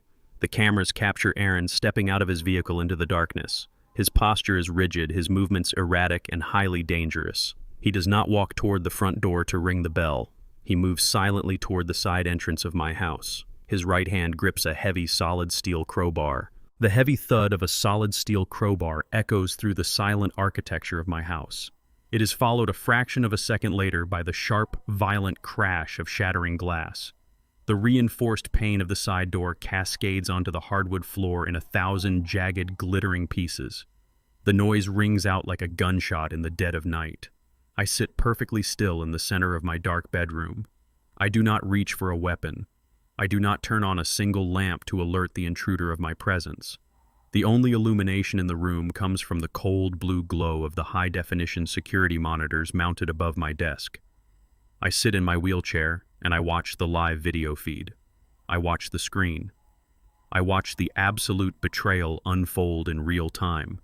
I watch my own flesh and blood step over the broken glass and illegally enter my home like a common desperate thief. Aaron wears a dark hooded jacket, pulling the heavy fabric up high around his jawline in a pathetic attempt to obscure his features from the exterior cameras. He moves with a frantic, jerky energy. He does not know that I upgraded the entire interior surveillance network the very afternoon he and Heather abandoned me at the emergency room. He does not know I have hidden infrared lenses tracking his every single footstep through the dark corridors of the house. I watch him grip the steel crowbar tightly in his right hand. He grips it like a weapon. He grips it like a man fully prepared to use physical violence to secure his stolen inheritance. The boy I fed, the boy I clothed, the boy I educated is now a hostile intruder hunting in the dark. The sheer reality of his moral collapse is breathtaking to witness. He bypasses the expensive artwork hanging in the main hallway. He He ignores the high-end electronics resting on the living room console. He does not want standard valuables. He does not want quick cash to pawn. He wants absolute financial control. He wants the keys to the entire empire. Aaron navigates the dark hallway and slips directly into my home office. He pulls a small tactical flashlight from his jacket pocket. The narrow beam of stark white light slices through the pitch-black room, sweeping erratically across my mahogany desk and the tall leather chairs. The adrenaline of his sheer desperation makes him incredibly sloppy. He bumps his shoulder aggressively against a wooden bookshelf, knocking a heavy decorative vase to the floor. It lands with a loud, heavy thud, but he does not even pause his frantic search to check the damage. He heads straight for the row of heavy steel filing cabinets pushed against the far wall. He believes he knows my organizational habits perfectly. He believes he knows exactly where my most guarded secrets reside. He yanks the top drawer open with brutal, unnecessary force. He uses his free hand to wildly tear through meticulously organized manila folders. Papers fly into the air, fluttering down to the rug like dead leaves in the beam of his flashlight. He throws old tax returns over his shoulder. He tosses bound bank statements onto the floor, showing absolutely zero respect for the decades of grueling labor those documents represent. He tears through the top drawer. He tears through the middle drawer. He tears through the bottom drawer. He is hunting for the ultimate prize. He is frantically searching for the original physical stock certificates and the unregistered bearer bonds I used to secure my earliest corporate acquisitions. He fully intends to steal the physical paper, forge my signature in the morning, and fraudulently transfer millions of dollars of liquid assets directly into his offshore accounts to save his failing lifestyle. He finds absolutely nothing in the steel cabinets. The panic begins to visibly overtake his posture. I watch his chest heave up and down on the live camera feed. His breathing becomes shallow and rapid. He spins around in the center of the office, the flashlight beam bouncing chaotically across the walls and ceiling. He marches purposefully toward the large oil painting hanging directly behind my desk. He drops the crowbar onto the floor with a loud metallic clang. He grips the edges of the heavy wooden frame and rips the painting off the wall, tossing it carelessly onto the leather sofa. Exposed in the drywall is a small digital keypad safe. I deliberately installed this secondary wall safe 3 days ago. I deliberately programmed the digital lock with his childhood zip code, knowing his deeply narcissistic mind would automatically default to the most familiar sequence of numbers under intense pressure. Aaron frantically punches the digits into the illuminated keypad.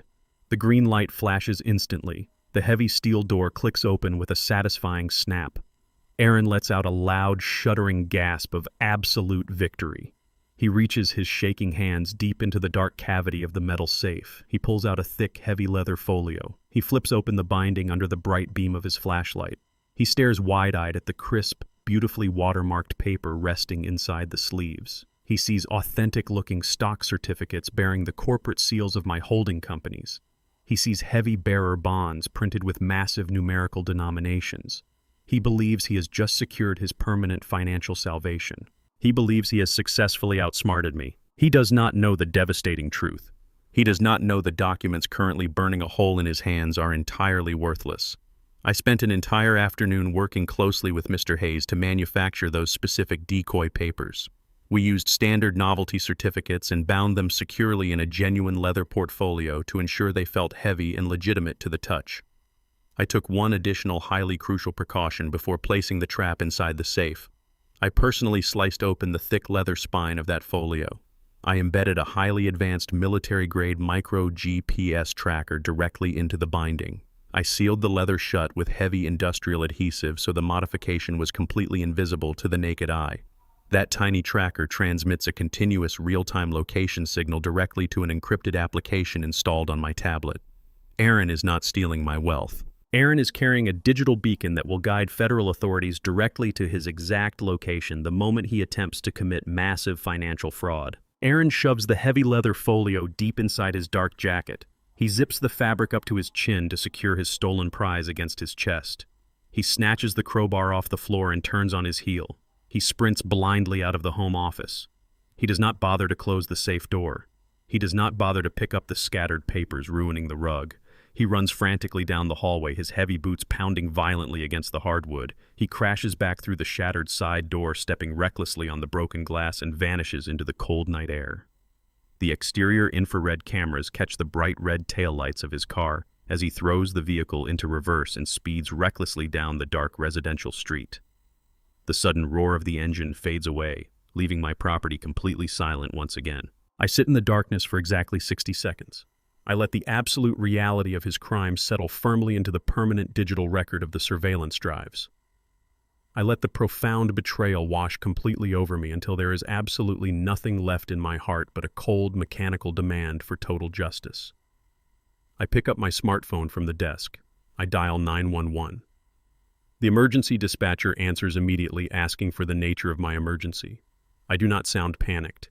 I do not sound afraid. I speak with total unwavering clarity. I report a severe forced break-in at my primary residence. I inform the dispatcher that a hostile intruder smashed through my side door with a steel crowbar, physically ransacked my private office, and successfully breached a secure wall safe. I state clearly that highly sensitive financial documents were stolen from the premises. I confirm that I possess flawless high-definition video evidence of the entire felony. I provide my exact address and politely request that armed officers be dispatched immediately to secure the crime scene and collect the digital files. I hang up the phone. The heavy wheels of the criminal justice system begin to turn. The long, dark night slowly surrenders to a bright, unforgiving morning. The rising sun casts long shadows across the broken glass still scattered on my living room floor. I remain seated in my wheelchair, drinking a fresh cup of black coffee, watching the pulsing red dot on my tracking application move steadily across the digital map of the city. Aaron has not gone to a hotel to sleep. Aaron has not gone into hiding to evaluate his stolen haul. Driven by a toxic mixture of extreme desperation and boundless greed, he is moving directly toward his ultimate destruction. The red dot comes to a complete halt at a specific, highly prominent downtown address.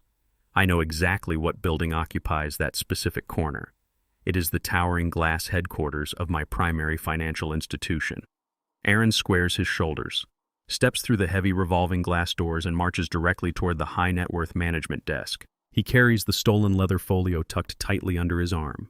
He intends to slap those forged documents onto the polished marble counter and demand an immediate, irrevocable transfer of my entire corporate ownership. The wail of police sirens pierced the crisp morning air, bouncing aggressively off the towering glass facades of the downtown financial district.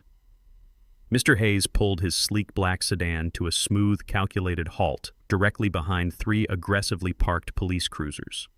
Their red and blue emergency lights washed rapidly over the pristine marble exterior of my primary bank.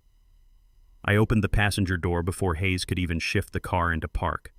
My fractured femur screamed in protest against the sudden movement, but the heavy medical brace held firm against the pressure. I planted my solid oak cane against the concrete pavement and pulled myself upright. I did not feel the throbbing in my broken ribs. I felt only the cold, unyielding momentum of absolute justice. Hayes stepped out beside me, his leather briefcase clutched firmly in his right hand. We walked shoulder to shoulder toward the heavy revolving glass doors. I pushed through the entrance, stepping into the massive, echoing lobby of the financial institution where I had meticulously built and guarded my empire over the last 4 decades. Chaos had entirely consumed the typically serene, hushed environment of the high-net-worth management floor. The bank was designed to project quiet discretion, but today it was the theater of my son's ultimate destruction. 2 massive, fully uniformed bank security guards stood firmly planted in the center of the room. They had Aaron forcefully pinned down into a plush leather visitor's chair. Aaron was thrashing wildly against their heavy grip. His dark hooded jacket, the exact same one I had watched him wear on the security feed hours ago, was torn open. His expensive designer shirt was severely wrinkled and stained with the dark sweat of his own panicked desperation. He clutched the heavy leather folio of stolen documents against his chest like a life preserver on a sinking ship. He was screaming at the top of his lungs, his voice cracking and echoing violently off the vaulted marble ceiling. He yelled that there was a catastrophic system error. He demanded the guards release him immediately. He insisted he was a wealthy corporate heir executing a standard fully authorized asset transfer and threatened to sue every single employee in the building for gross negligence. Heather stood a few feet away, pressed tightly against a polished mahogany pillar. The artificial bravado she had weaponized on social media the previous afternoon was completely eradicated. The arrogant smirk had been wiped clean.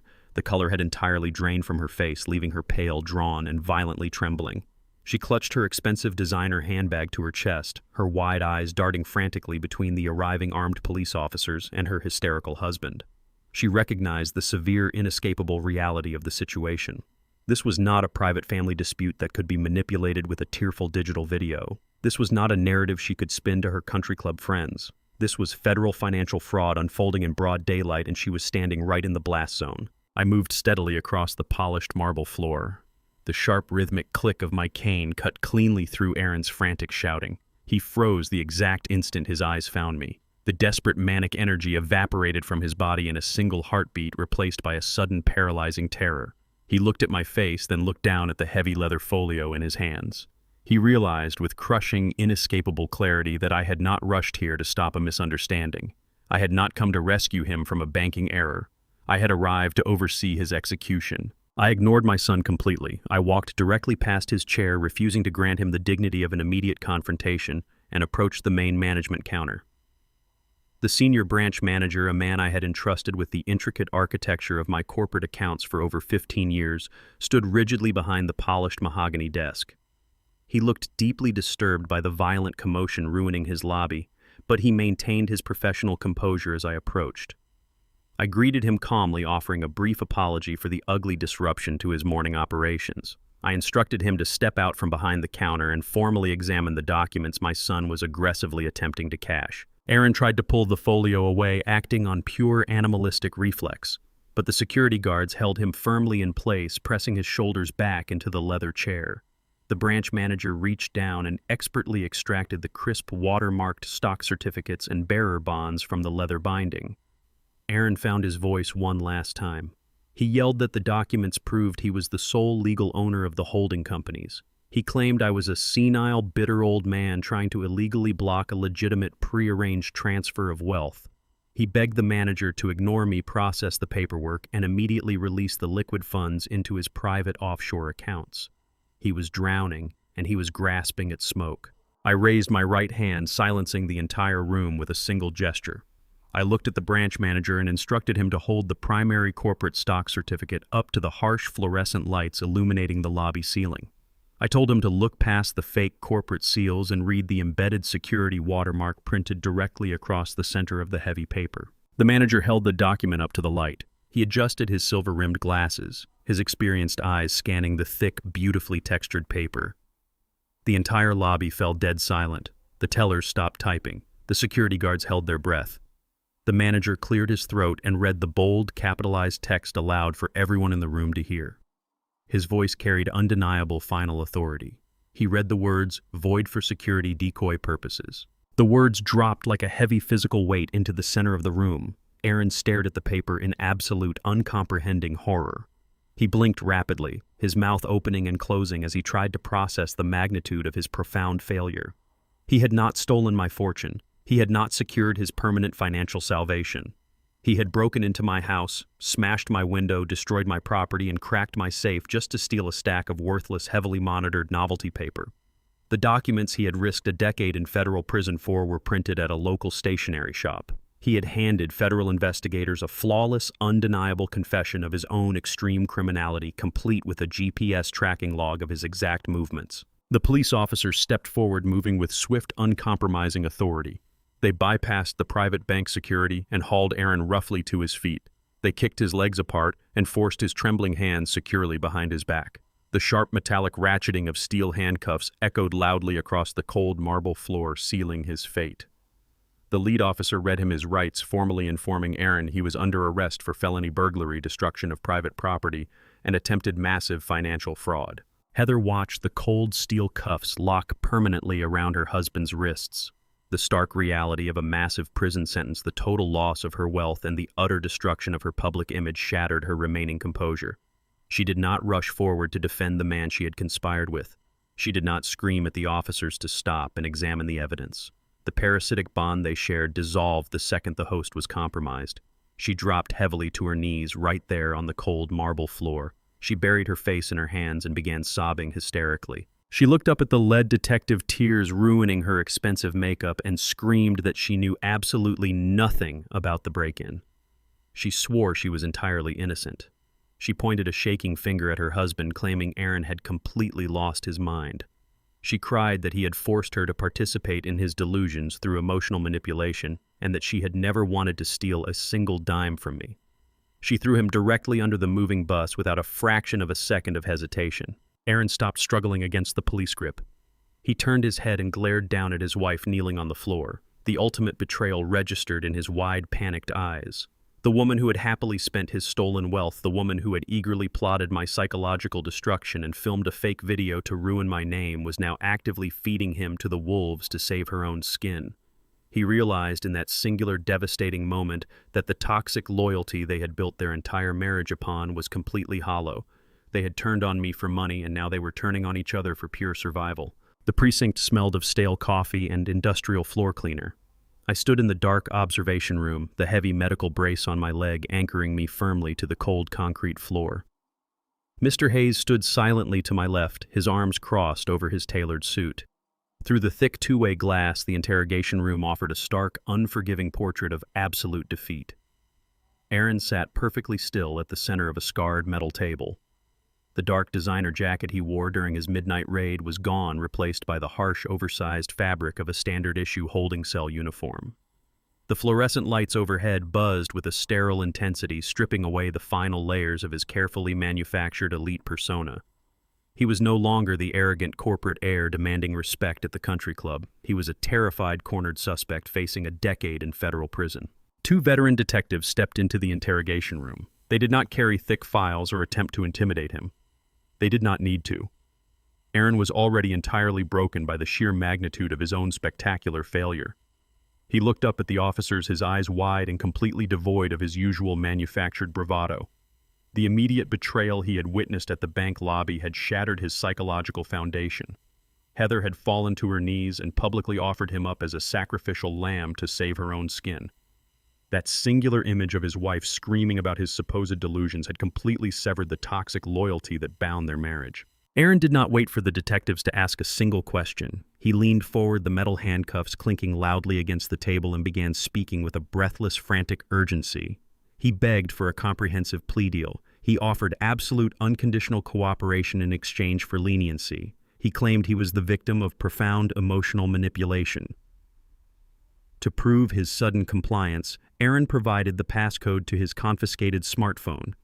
He instructed the lead detective to open his encrypted messaging application. He explicitly directed them to his private conversations with Heather spanning the last 72 hours. I watched through the glass as the detective scrolled through the digital record of their marital conspiracy. Hayes leaned closer to the audio monitor mounted on the wall. The detective began reading the text messages aloud for the official record. Heather had orchestrated a relentless campaign of psychological pressure. She sent him dozens of messages attacking his pride, calling him weak and entirely incompetent for failing to secure the family fortune. She explicitly demanded he bypass my security systems. She wrote that if he did not retrieve the bearer bonds from my wall safe, she would leave him instantly and take half of whatever pathetic assets he had left.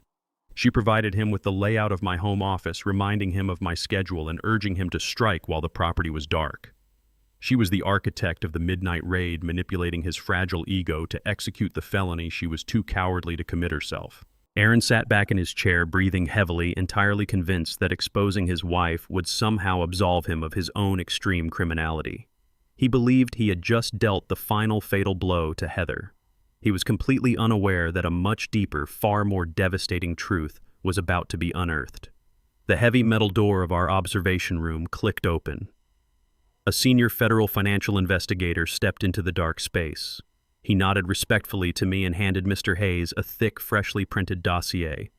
The investigator explained that while tracing the origins of the fraudulent bank transfer, his team had conducted a rapid, deep-dive forensic audit into Heather's personal finances. The narrative Heather had spun for years was an absolute fabrication. She constantly complained about the massive operational losses of her high-end fashion boutique. She used those supposed losses to drain Aaron's bank accounts, forcing him to rely entirely on my credit lines to maintain their lifestyle. The investigator revealed that the boutique was not failing. It was generating substantial, steady revenue. Heather had been systematically siphoning that revenue entirely out of their joint accounts for the past 4 years. She diverted the cash flow into a hidden high-yield offshore trust registered under a completely different corporate entity. She let Aaron drown in suffocating debt while she secretly hoarded a massive, untouchable nest egg. The investigator flipped to the final page of the dossier. He tapped a printed property deed. Just 3 weeks ago, while Aaron was frantically searching for ways to liquidate my assets to save them both, Heather used the siphoned funds to execute a massive real estate transaction. She purchased a sprawling multi-million-dollar luxury condominium in an exclusive coastal district. She did not put Aaron's name on the deed. She did not even use her own name. She registered the property entirely under her elderly mother's name to shield it from any potential divorce settlements or bankruptcy filings. She had spent years actively preparing her own luxurious escape hatch while intentionally driving her husband directly toward federal prison. I stared through the glass at my son. He was a thief, a liar, and a profound disappointment. He had willingly chosen greed over family. But the absolute cruelty of Heather's calculated betrayal was a masterclass in parasitic survival. She had utilized him as a human shield and a financial sponge, completely discarding him the second his utility expired. I turned to Mr. Hayes. I did not want to protect Aaron, but I required the absolute destruction of Heather's false victim narrative. She was currently posting tearful videos online playing the role of the innocent, abused wife. I instructed Hayes to immediately copy the entire financial dossier. I ordered him to send the comprehensive proof of Heather's massive embezzlement directly to the aggressive, high-priced divorce attorney Aaron had retained just hours ago using his final desperate credit line. Hayes nodded, his face a mask of cold professional efficiency. He pulled out his encrypted tablet and began scanning the documents, forwarding the explosive financial truth straight to Aaron's legal counsel. We were not saving my son. We were simply arming him for a mutually assured destruction. I turned my attention back to the interrogation room, letting the heavy, sterile reality of the precinct wash over me. I had dismantled the external threats. Now I was letting the internal rot finish the job. By late afternoon, the heavy bureaucratic machinery of the precinct processed Aaron's temporary release. He managed to secure a massive bond through a desperate high-interest loan from a shady bail bondsman who required Aaron to sign away the last fraction of his future earning potential. Aaron walked out of the heavy glass doors of the police station into the blinding afternoon sun. He looked exhausted, defeated, and utterly humiliated. He pulled his belongings from the plastic evidence bag and turned on his smartphone. The device immediately vibrated with an urgent, high-priority email from his divorce attorney. Aaron opened the attachment. He stood frozen on the concrete sidewalk, staring at the flawless, undeniable proof of the secret offshore accounts and the luxury coastal condo purchased with his stolen money. The exhaustion vanished from his face, instantly replaced by a blinding, catastrophic fury. He did not call a cab to take him to a hotel. He hailed a private car service and barked an address at the driver. He was heading straight for Heather's failing boutique, carrying the absolute certainty of her betrayal, seeking immediate, devastating revenge. The tranquil afternoon atmosphere of the city's most exclusive commercial district was violently shattered by the sound of high-pitched screams. The noise echoed sharply from inside the pristine floor-to-ceiling glass walls of Heather's luxury boutique.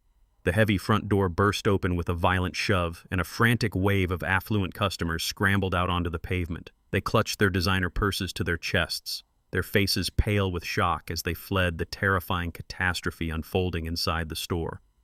I sat perfectly still in the back of my tinted town car, parked in the exact same spot I had occupied days earlier when the initial red eviction notice was publicly served. Through the expansive display windows, the boutique looked like an active war zone. Exclusive silk garments and imported cashmere dresses were violently scattered across the polished hardwood floor, trampled carelessly underfoot in the absolute chaos. Aaron was a man entirely unhinged. The crushing revelation of his wife's massive, sustained embezzlement had completely severed his final fragile tether to reality. The financial dossier detailing the secret offshore accounts and the luxury coastal condo purchased under her mother's name had broken his mind. He stood in the dead center of the showroom, his face a mask of purple, sweating rage. He grabbed a heavy brass display rack loaded with exclusive seasonal inventory. With a guttural, animalistic roar, he hurled the entire solid metal structure directly into a massive mirrored wall. The glass exploded outward in a spectacular shower of reflective shards raining down dangerously over the imported white rugs. Aaron completely ignored the destruction, marching aggressively toward the main cash wrap where Heather stood paralyzed by fear. He slammed his fists onto the shattered glass counter, screaming at the top of his lungs. He demanded the immediate return of his stolen money. He roared about the deep debts he was drowning in while she secretly hoarded a massive, untouchable nest egg. He realized he was facing federal prison for a burglary she had manipulated him into committing, all while she planned a luxurious escape. The sharp blare of approaching sirens cut through the violent symphony of breaking glass and screaming accusations. Two marked county sheriff cruisers aggressively jumped the curb, their emergency lights painting the ruined storefront in stark flashes of red and blue. Mr. Hayes' senior legal associate stepped out of a trailing black sedan carrying thick manila folders containing official court mandates. I signaled my driver to lower the hydraulic ramp of my vehicle. I navigated my wheelchair down onto the sidewalk and moved steadily toward the entrance, flanked immediately by my legal team and the armed county deputies. My fractured femur throbbed against the heavy medical brace, but my focus remained absolute. We stepped over the threshold into the ruined sanctuary of Heather's fraudulent empire. The sheriffs moved with swift, uncompromising authority. They immediately intervened, physically grabbing Aaron by the shoulders and pulling him forcefully away from the shattered counter.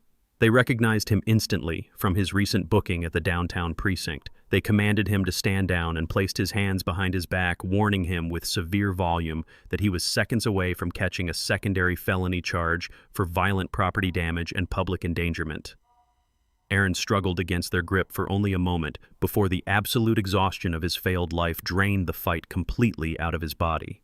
He slumped against the grip of the officers, a broken, defeated shell of a man staring blankly at the ruined floor.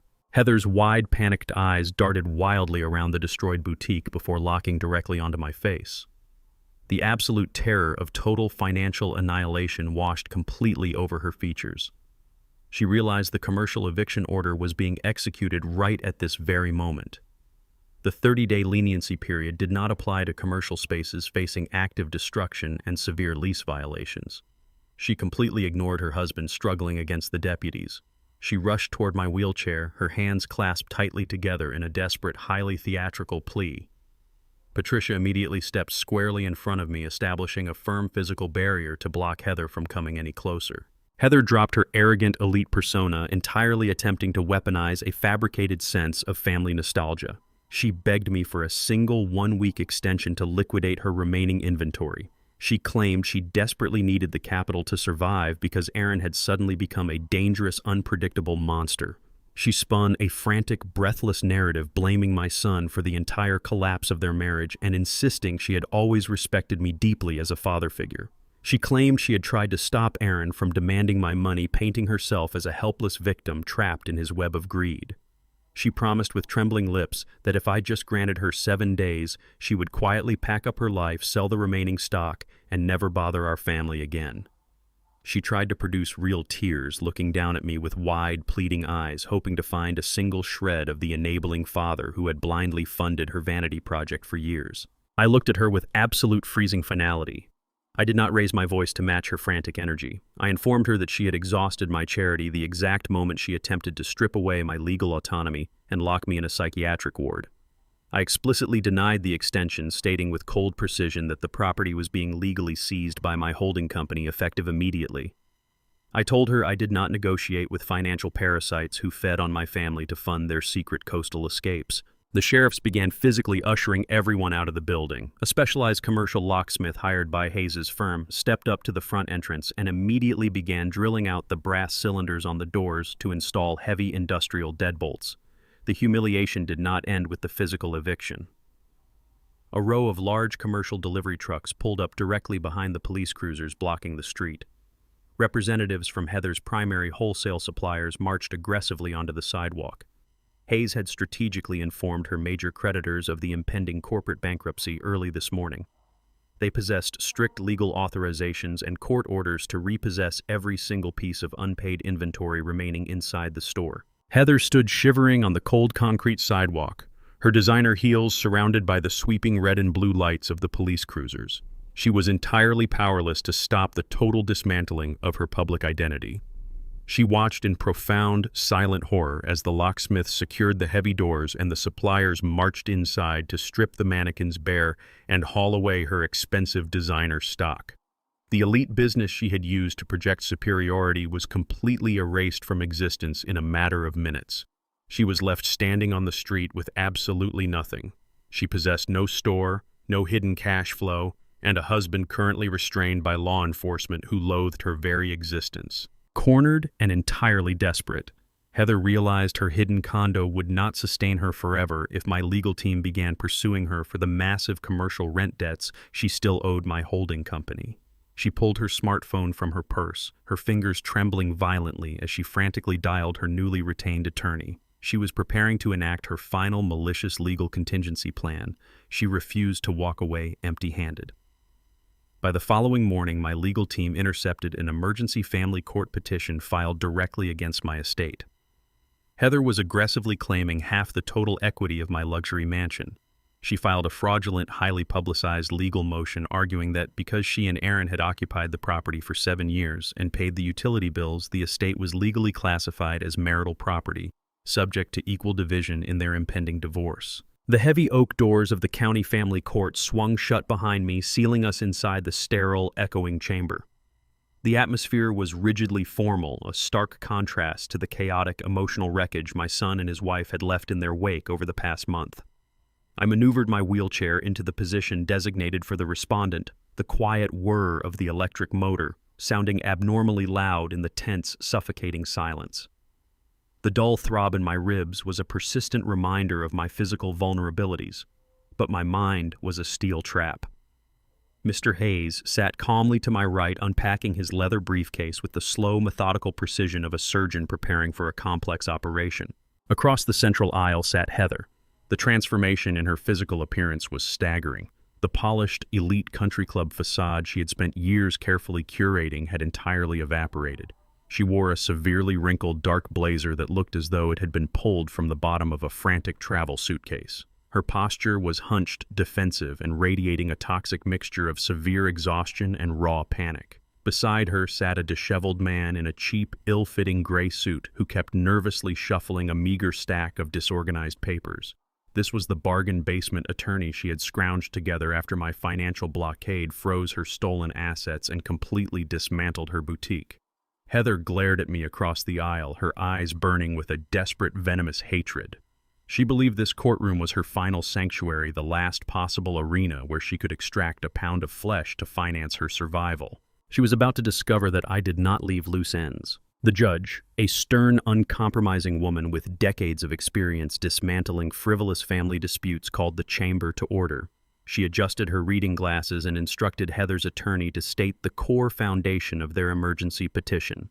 The cheap lawyer stood up, clearing his throat loudly before launching into a poorly constructed, highly theatrical monologue. He argued that his client was the victim of extreme financial manipulation and sudden retaliatory displacement. He stated that while the legal deed to the luxury estate was technically held by my corporate entity, Heather and Aaron had occupied the residence for 7 continuous years under the explicit assumption of permanent ownership. The lawyer raised his voice, attempting to inject a manufactured sense of grave injustice into the quiet room. He claimed that during their lengthy occupancy, his client and her husband had poured massive amounts of their own personal capital into extensive high-end renovations. He listed a custom outdoor kitchen, imported Italian marble bathroom refits, a fully integrated smart home security system, and extensive landscaping as direct improvements funded entirely by their marital assets. Because they had allegedly increased the overall market value of the property through these upgrades, he argued they were legally entitled to a minimum of $50,000 in extracted equity. It was a desperate, pathetic number.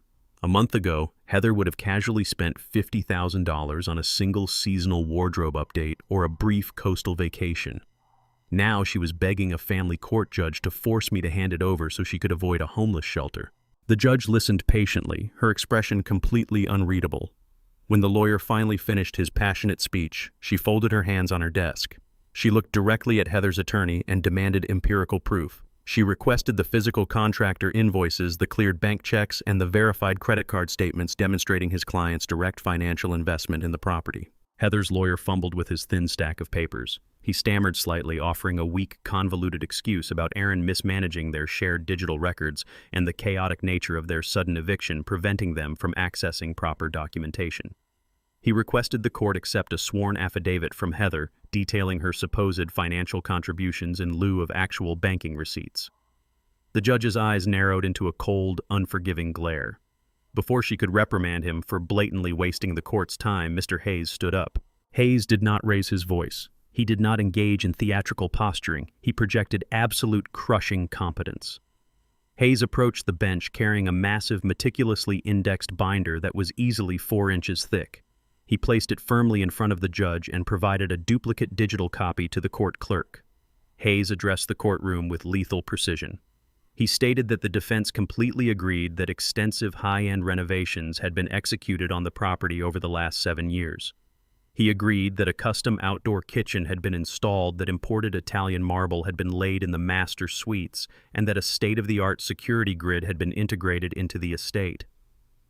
However, Hayes continued the narrative regarding who actually financed those luxury upgrades was a complete malicious fabrication. He instructed the judge to open the binder to the first indexed tab. Hayes methodically walked the court through 7 years of flawless financial records. Every single contractor invoice, every material supply receipt, and every hourly labor charge was perfectly documented. Right beside every invoice was the corresponding cleared check or wire transfer confirmation. Hayes demonstrated line by agonizing line that every single penny spent on upgrading the luxury mansion traced directly back to my personal checking account or the operational funds of my primary holding company. Aaron and Heather had never contributed a single dime to the structural improvement of the estate. They had never paid a contractor. They had never purchased a single slab of marble. They simply lived inside the mansion pointing at things they wanted changed while my accountant silently settled the massive invoices behind the scenes. Hayes turned to face Heather directly. He stated for the official court record that the petitioner was actively attempting to commit financial fraud by claiming equity generated entirely by my personal wealth. He closed his argument by requesting the judge dismiss the petition with extreme prejudice. Heather sat entirely frozen in her chair. The last drop of color vanished from her face, leaving her looking like a hollow porcelain mannequin. Her chief attorney slowly sank back into his seat, visibly shrinking as he realized he had been marched directly into a legal slaughterhouse. The judge closed the massive binder with a loud, echoing thud. The sound signaled the absolute termination of Heather's final delusion. The judge did not attempt to mask her profound disgust. She leaned forward and addressed Heather with a voice like cracking ice. She stated that the family court system was not a mechanism for desperate, disgruntled tenants to extort money from their former landlords. She unequivocally struck down the petition denying Heather a single cent of the requested equity. The judge did not stop at a simple dismissal. Recognizing the blatant attempt at financial extortion, she immediately sanctioned Heather for filing a demonstrably frivolous and malicious lawsuit. She ordered Heather to completely cover all of Mr. Hayes' exorbitant legal fees for the day's proceedings. Heather was left entirely destitute. She had no boutique, no hidden offshore accounts, no husband to manipulate, and now she possessed a massive court-mandated legal debt she could never hope to repay. She walked out of the courtroom doors effectively homeless, her fake elite identity entirely eradicated. I remained in my wheelchair watching her disappear down the courthouse hallway, my mind already pivoting to the next active threat. The absolute destruction of my son's financial infrastructure was producing immediate, highly dangerous ripple effects. Aaron had managed to post his temporary bail using a high-risk loan from an unregulated, aggressive bail bondsman. He had utilized his previous reputation as a wealthy corporate heir to secure the emergency funds. That reputation was now completely dead. The aggressive loan sharks and illegal lenders who held Aaron's mounting debts quickly realized the harsh reality. They realized Aaron was a complete financial ghost with zero assets facing years in federal prison. They realized the multi-million-dollar mansion he used as collateral was legally untouchable. The money they were owed was entirely gone. Furious, violent, and seeking immediate restitution, the loan sharks redirected their focus toward the true source of the wealth. That evening, as a heavy rain began to fall over the city, 3 dark, unmarked SUVs pulled up and parked in a tight blockade directly outside my front security gate. The torrential rain hammered against the slate roof of my mansion, transforming the sweeping, circular driveway into a shallow, rushing river. Through the high-definition security monitors mounted on my office wall, I watched the 3 dark, unmarked SUVs idle aggressively just beyond the perimeter. They had bypassed the primary call box entirely. The lead vehicle rammed its reinforced steel bumper directly against the wrought iron security gate, forcing the electronic locking mechanism to snap under the immense pressure. The heavy iron doors shrieked in protest, slowly swinging inward to allow the convoy unauthorized access to my private sanctuary. They parked in a tight tactical formation directly in front of the main portico, blocking any possible route of escape. 3 heavy-set men stepped out of the idling vehicles. They did not bother to pull up the hoods of their dark jackets to shield themselves from the freezing downpour. They moved with the synchronized, deliberate, heavy-footed swagger of career criminals accustomed to extracting money through sheer physical terror. They marched up the wide stone steps of the front portico, their heavy boots tracking mud and debris across the pristine marble tiles. The lead enforcer, a man with a brutally scarred jawline and a thick, muscular build, raised his massive fist. He began banging violently against the reinforced glass and solid oak of my front door. The impacts echoed through the silent, cavernous halls of my home like cannon fire. I did not retreat to my panic room. I did not reach for the telephone to dial emergency services. I simply stood up from my leather desk chair, leaning my weight onto my solid oak cane, and picked up my encrypted digital tablet from the mahogany desk.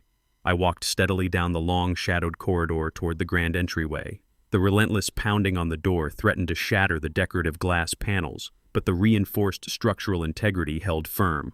I stopped just inches away from the door, standing completely enveloped in the shadows of the foyer. The lead enforcer leaned in close, pressing his face against the wet glass, trying to peer into the dark interior of the house. He held a crumpled, rain-soaked piece of paper in his thick left hand. He slammed the document flat against the glass pane. Even through the distorted, water-streaked window, I could clearly read the desperate, erratic signature of my son at the bottom of the page. It was a crude, unregulated, promissory note. The terms dictated an emergency loan of $70,000 secured against the total equity of my residential estate. Aaron had arrogantly promised them my home, entirely confident that he would hold the legal deed before the collection date ever arrived. The enforcer shouted through the heavy glass, his rough voice completely cutting through the deafening roar of the storm. He demanded the immediate transfer of the $70,000. He yelled that he did not care about the recent family court rulings, the frozen bank accounts, or the federal fraud investigations currently surrounding my son. He stated with absolute terrifying clarity that Aaron had pledged the physical bricks of this house as collateral. He threatened to return every single night. He promised to smash my windows, poison my landscaping, and transform my peaceful, hard-earned retirement into a waking, inescapable nightmare until the debt was entirely cleared.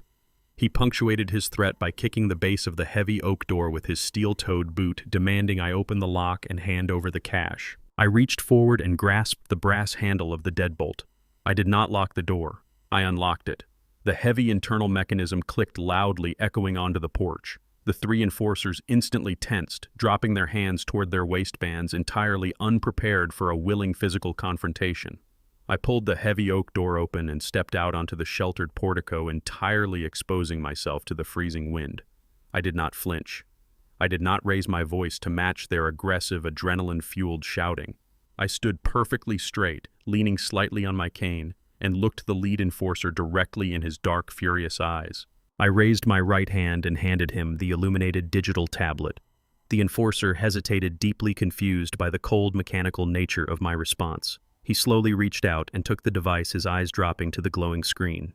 The tablet was actively broadcasting 12 simultaneous live video feeds from hidden military-grade infrared cameras positioned strategically across my entire property line.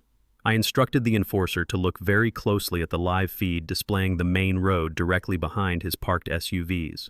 The screen clearly showed 2 heavily armored tactical transport vehicles sliding silently into position, completely blocking the broken iron gate. 12 highly trained, heavily armed private security contractors were actively pouring out of the transports, establishing a tight, impenetrable perimeter around the driveway. They carried high-lumen tactical rifles and moved with the absolute lethal precision of men who did not negotiate. I had anticipated a violent backlash the exact moment Aaron's fraudulent financial architecture collapsed. I had retained this elite private security firm over a decade ago when I began acquiring highly sensitive international corporate assets, classifying my entire residential estate as a high-security corporate zone under strict state laws. I looked at the 3 heavy-set men standing on my porch. The rain continued to pour down around us, but the oppressive, terrifying atmosphere they had attempted to manufacture was completely eradicated. I spoke with a quiet, lethal finality. I informed them that they had just committed armed criminal trespass on a federally documented secure corporate facility.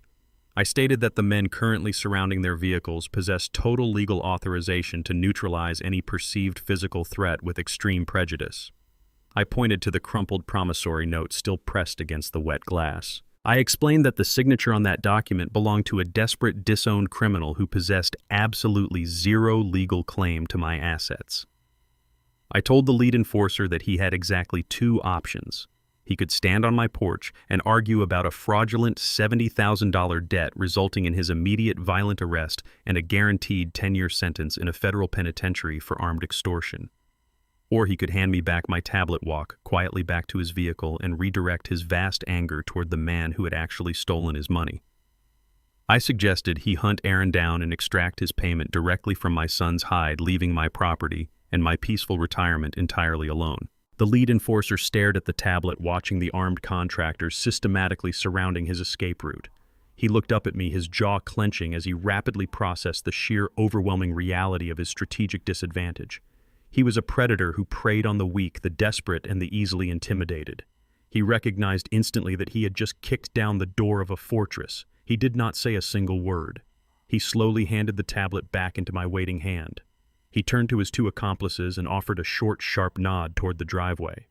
The three men backed away slowly, descending the marble steps with their hands kept strictly away from their waistbands. They climbed back into their dark SUVs, the engines roaring aggressively as they threw the vehicles into reverse. The private security contractors held their positions, parting just enough to allow the three vehicles to squeeze through the broken iron gates. The enforcers sped away into the stormy night, their tires throwing massive sheets of muddy water across the road. They were not retreating from a fight. They were actively refocusing their violent, unyielding hunger. They had realized the money was entirely gone, and they were pivoting their hunt directly toward Aaron. Miles away on the other side of the dark, rain-soaked city, Aaron was driving his rented sedan with frantic, terrifying recklessness. The digital alert on his phone had just informed him that his illegal creditors had traced his last known residential location. He knew the loan sharks possessed zero patience and absolute cruelty. He was completely out of cash, his bank accounts were frozen by federal warrants, and his credit lines were entirely eradicated. The freezing cold seeped through the thin fabric of his jacket, but a hot, suffocating panic burned entirely through his chest. He gripped the steering wheel with white-knuckled desperation, his heart hammering against his ribs as he constantly checked his rearview mirror for any sign of following headlights. The streetlights flashed rapidly across his pale, sweating face, illuminating a man who had finally run out of shadows to hide in. He drove directly toward the only remaining sanctuary he believed he had left in the world. He headed for the sprawling, heavily guarded suburban estate owned by Heather's wealthy parents. He believed he could bypass the security desk, beg his in-laws for emergency shelter, and hide in their massive basement until his defense attorney could negotiate a federal protection deal. He sped through the quiet, tree-lined neighborhood, pulling his sedan sharply into the wide, paved driveway of the estate. The rain was coming down in thick, blinding sheets as he threw the car into park and sprinted frantically toward the grand, double front doors. He did not bother ringing the doorbell. He reached into his soaked pocket and pulled out the heavy brass key Heather had given him years ago for emergency family access. He shoved the key violently into the polished lock cylinder, desperate to get out of the exposing light of the porch. He twisted his wrist, expecting the familiar heavy click of the deadbolt sliding open. The key refused to turn. It jammed harshly against the internal pins. Aaron pulled the key out, wiped the rainwater from his eyes, and shoved it back into the lock, twisting with all of his remaining physical strength. The lock remained completely immovable. He looked up at the dark, silent windows of the massive house, noticing the absolute lack of movement inside. He stood on the grand porch, soaking wet and entirely isolated, as the devastating realization crushed the last breath from his lungs. The locks had been professionally changed. Heather had instructed her family to permanently seal him out, abandoning him entirely to the violent approaching storm. The freezing torrential rain courses heavily down Aaron's face, mixing seamlessly with tears of absolute, unfiltered panic. He stands entirely exposed on the wide, manicured front porch of his in-laws' sprawling suburban estate. He pounds his raw, bleeding fists against the massive, reinforced oak doors. He screams Heather's name into the roaring wind. He begs for her parents to open the lock. He pleads for 5 minutes of shelter. He can clearly see the warm, yellow ambient light spilling from the grand living room windows onto the flooded driveway. He can see the faint, shifting silhouettes of people moving inside the house, pausing near the curtains, but they do not approach the foyer. they do not reach for the brass deadbolt. Heather has already executed her final ruthless domestic maneuver. She has thoroughly poisoned the well. She has spun a frantic, highly convincing narrative to her parents, framing Aaron as a violent, unpredictable monster who destroyed their marriage. She has weaponized his current desperation to seal herself safely away inside the fortress of her family's wealth, leaving him completely exposed to the lethal elements of the criminal underworld actively hunting him. Aaron leans his heavy, soaking wet forehead against the cold wood of the door. The absolute reality of his total isolation crashes over him with the force of a falling building. He has absolutely no money to secure a cheap motel room. His bank accounts are frozen by federal warrants. His credit cards are deactivated. He has no friends left who are willing to answer his late-night calls. He is a hunted ghost standing in a freezing downpour. He is entirely alone. Miles away, I sit in the quiet, insulated warmth of my primary home office. The thick stone walls of my mansion completely mute the howling storm outside. I watch the glowing orange embers crackle in the large stone fireplace. The private, unlisted telephone line on my mahogany desk begins to ring. The caller ID displays a restricted number, but my sharp intuition knows exactly who resides on the other end of the connection. I pick up the heavy receiver. The shrill, demanding voice of Heather's mother, Evelyn, immediately fills the earpiece. Her tone is aggressive, arrogant, and saturated with the blind entitlement of a woman who has navigated her entire adult life completely shielded from genuine consequences. She does not call to offer an apology for her daughter's catastrophic financial crimes. She does not call to express regret for the destruction brought upon my family. She calls to issue immediate, aggressive demands. Evelyn complains loudly that Aaron is currently ruining her pristine front lawn. She states with profound irritation that his hysterical screaming is disturbing her wealthy neighbors and threatening her carefully curated social standing within the exclusive gated community. She demands that I immediately wire the necessary funds to clear Aaron's massive debts with the violent loan sharks. She demands that I call off my aggressive legal blockade, drop the federal fraud charges, and restore their normal, comfortable lives so her daughter does not suffer any public embarrassment. She speaks down to me as if I am a disobedient subordinate who has foolishly forgotten his designated place in her social hierarchy. I remain completely silent, letting her toxic arrogance hang suspended in the empty air. My silence enrages her further. She decides to play what she firmly believes is her ultimate unbeatable trump card. Evelyn threatens to contact every major media outlet and high society publication in the city. She promises to launch a relentless, coordinated smear campaign. She threatens to leak a series of entirely fabricated, highly damaging stories about my character. She swears she will paint me as a cruel, senile, vindictive old man who is utilizing his vast corporate wealth to maliciously torture his innocent son and sweet, blameless daughter-in-law. She intends to completely destroy my pristine corporate reputation and turn me into a social pariah if I do not immediately surrender my checkbook to clean up their mess. I listen to her frantic, breathless threats. I do not raise my voice to match her hysteria. I do not express a single ounce of anger. I simply let out a low, genuine, freezing laugh. The sound of my dark amusement stops her completely cold. Her ranting falters. I reach forward and type a swift, precise sequence of commands into my encrypted laptop. A heavy, highly detailed PDF file transmits directly from my secure server to Evelyn's personal email address. I instruct her in a voice devoid of all emotion to open her inbox immediately. I wait patiently while she clicks the attachment. I hear her sharp, sudden intake of breath as the glowing screen of her device reveals the absolute depth of my strategic awareness. I explain exactly what she is looking at. I detail the comprehensive forensic accounting files generated by my elite federal financial investigators over the past 48 hours. I walk her methodically through the undeniable digitized proof of Heather's massive, sustained embezzlement from the joint marital accounts. But more importantly, I direct her strict attention to the final pages of the dossier. I point out the verified county-stamped property deed to the luxury coastal condominium. I highlight the indisputable legal fact that the multi-million-dollar property purchased entirely with funds stolen directly from my corporate holdings is registered legally and exclusively under Evelyn's own name. Heather used her own mother as a convenient financial shield to hide stolen untaxed assets. I explain the strict federal guidelines regarding accessory to financial fraud, wire fraud, and money laundering. I inform Evelyn that she is currently holding the bag for a massive federal felony and willful ignorance is not a valid legal defense in a court of law. Before she can stammer out a pathetic defense or attempt to redirect the blame, I deliver the final crushing blow. I inform her about the exact nature of Aaron's illegal creditors.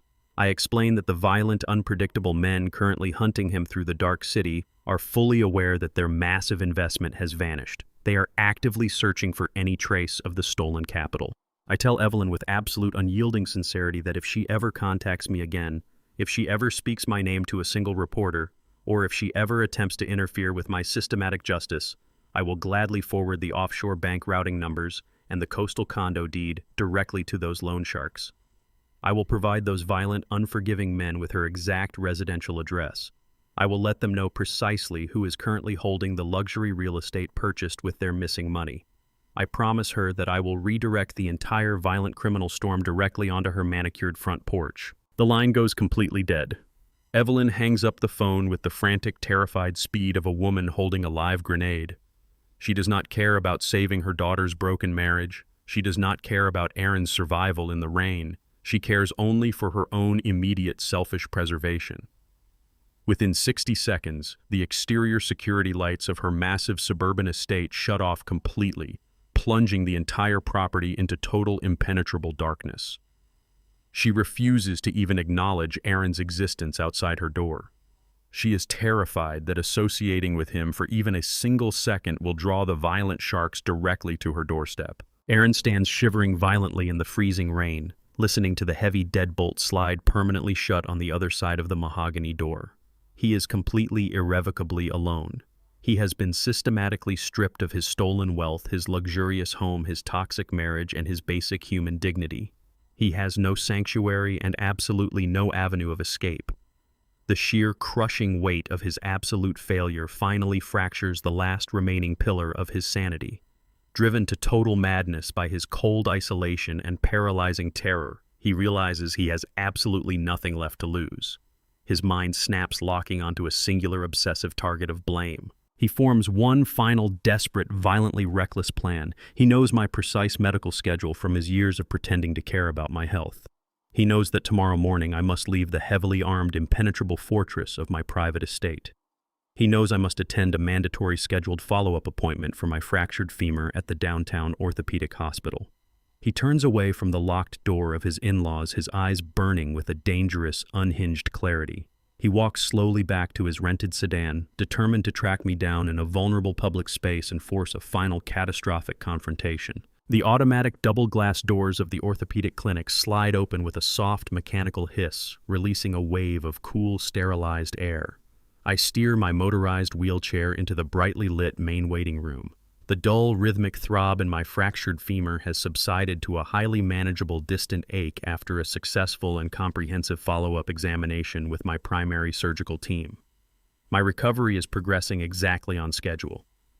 Mr. Hayes walks exactly 2 paces behind me, his eyes locked onto his encrypted digital tablet. He is currently confirming that our vast corporate assets remain completely insulated from my son's ongoing catastrophic legal implosion. The hospital lobby is expansive quiet and smells faintly of industrial antiseptic cleaner and fresh coffee.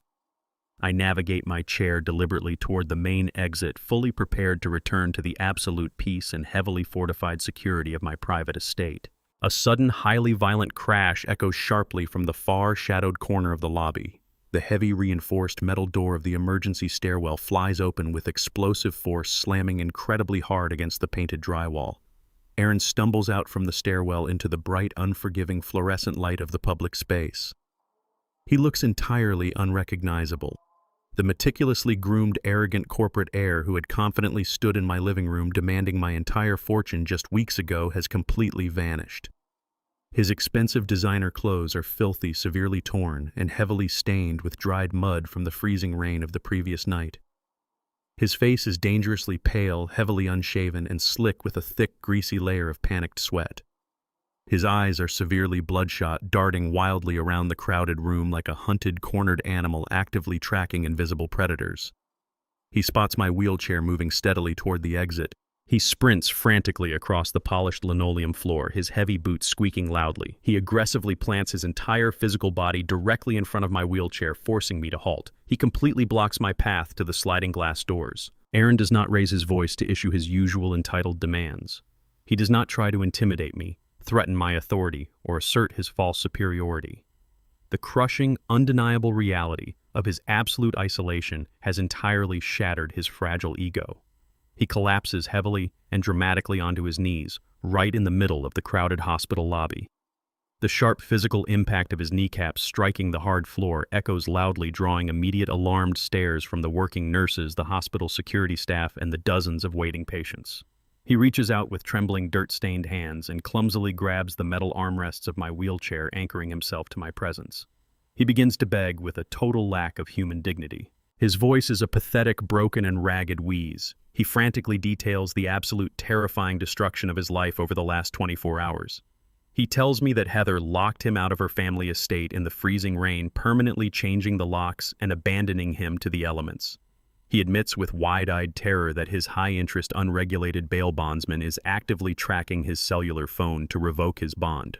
He whimpers pathetically about the violent, unforgiving loan sharks who are currently hunting him across the dark underbelly of the city. He explains that these dangerous men have promised to break every single bone in his body as violent retribution for losing their $70,000. He is currently drowning in a massive, inescapable ocean of federal fraud charges, illegal debts, and absolute freezing homelessness. He looks up at me, thick tears streaming freely down his dirty, unshaven cheeks. He desperately attempts to weaponize the sacred father-son bond, grasping blindly for the unconditional paternal love he spent years actively exploiting and dismantling. He calls me Dad, his voice cracking with heavily manufactured grief. He swears on his own life that he has finally learned his painful lesson. He promises he will voluntarily check himself into a strict long-term rehabilitation facility. He vows to work at the absolute lowest entry-level position of my holding companies just to slowly pay off his massive debts. He begs me to hire elite private security to protect him from the violent men actively looking for his blood. He asks me to wipe the slate completely clean just one last time, offering his absolute, unquestioning, and permanent obedience in exchange for his physical safety and a massive, immediate injection of my capital. I look down at the pathetic shell of my son. I do not feel a single ounce of paternal pity. I do not feel a spark of anger.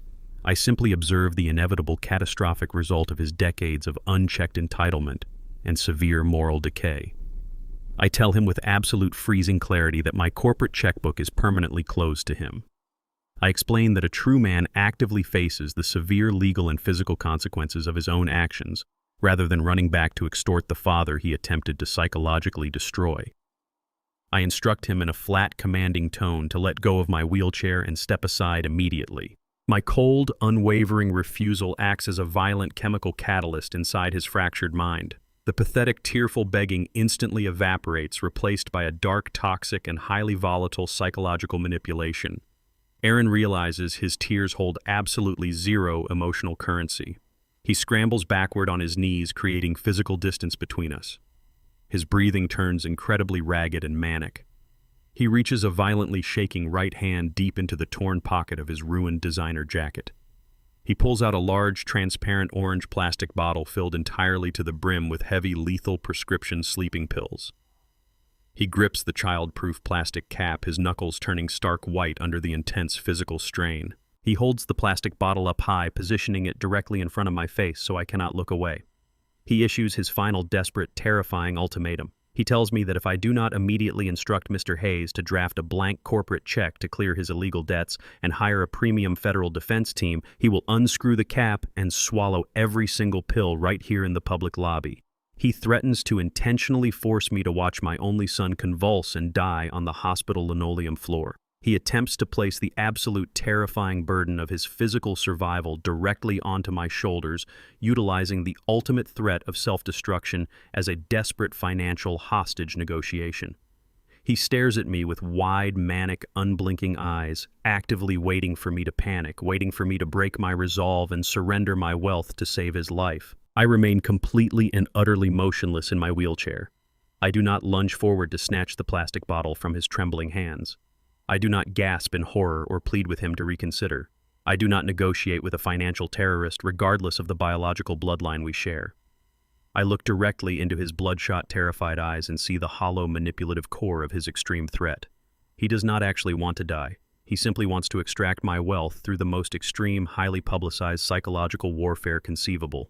I calmly reach my left hand into the inner breast pocket of my tailored suit jacket and retrieve my encrypted smartphone. I do not dial my heavily armed private security team. I do not dial my banking representatives to authorize an emergency wire transfer. I dial the National Suicide Prevention Hotline. I wait exactly 2 seconds for the automated emergency operator to connect the live call. I do not speak a single word into the receiver. I look immediately to my right. A senior hospital triage nurse is standing completely frozen behind the main reception counter, watching the chaotic, dangerous scene unfold with wide, terrified eyes. I extend my right arm and hand my active smartphone directly to her. I instruct her in a clear, highly authoritative voice to take over the emergency call immediately because the unstable man kneeling on the floor is actively threatening severe self-harm and requires immediate involuntary psychiatric containment. The experienced nurse snaps out of her shock and leaps into professional action, pressing my phone to her ear while signaling urgently to the main hospital security desk. I turn my focused attention back to Aaron. He is staring up at me in absolute paralyzed, uncomprehending shock. He realizes his ultimate horrific manipulation tactic has failed spectacularly. He has severely miscalculated my capacity for cold logic. I place both of my hands firmly onto the directional joystick of my motorized wheelchair. I look down at him and deliver my final, inescapable judgment with uncompromising finality. Saving you now means killing you forever. Face the mess you made. I engage the electric motor and smoothly steer my wheelchair in a tight arc around his kneeling form, moving purposefully and steadily toward the automatic sliding glass exit doors.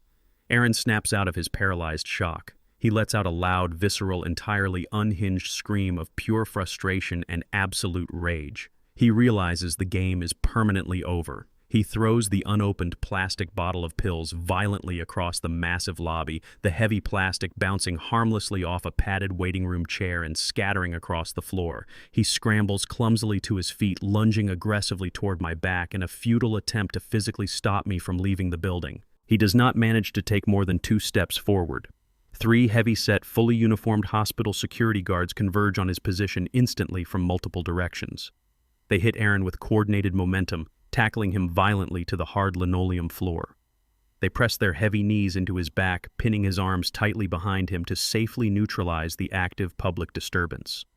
They quickly run his personal identity through the hospital's emergency police dispatch system. The results flash on their screens immediately.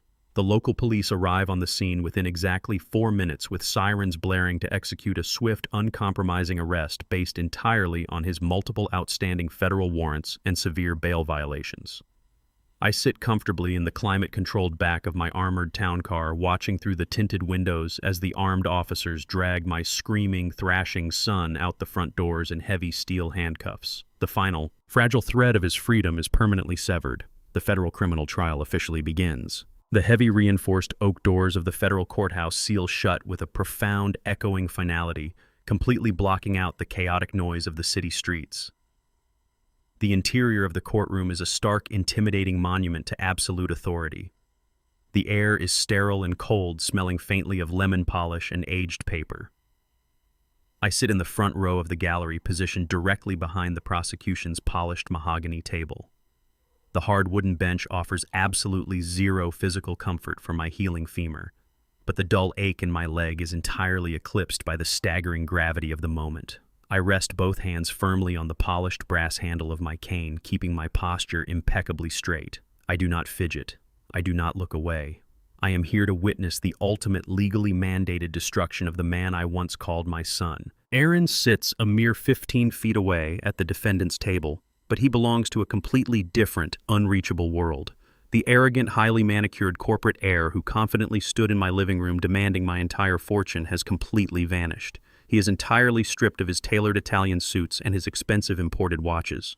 He wears an oversized, faded orange institutional jumpsuit.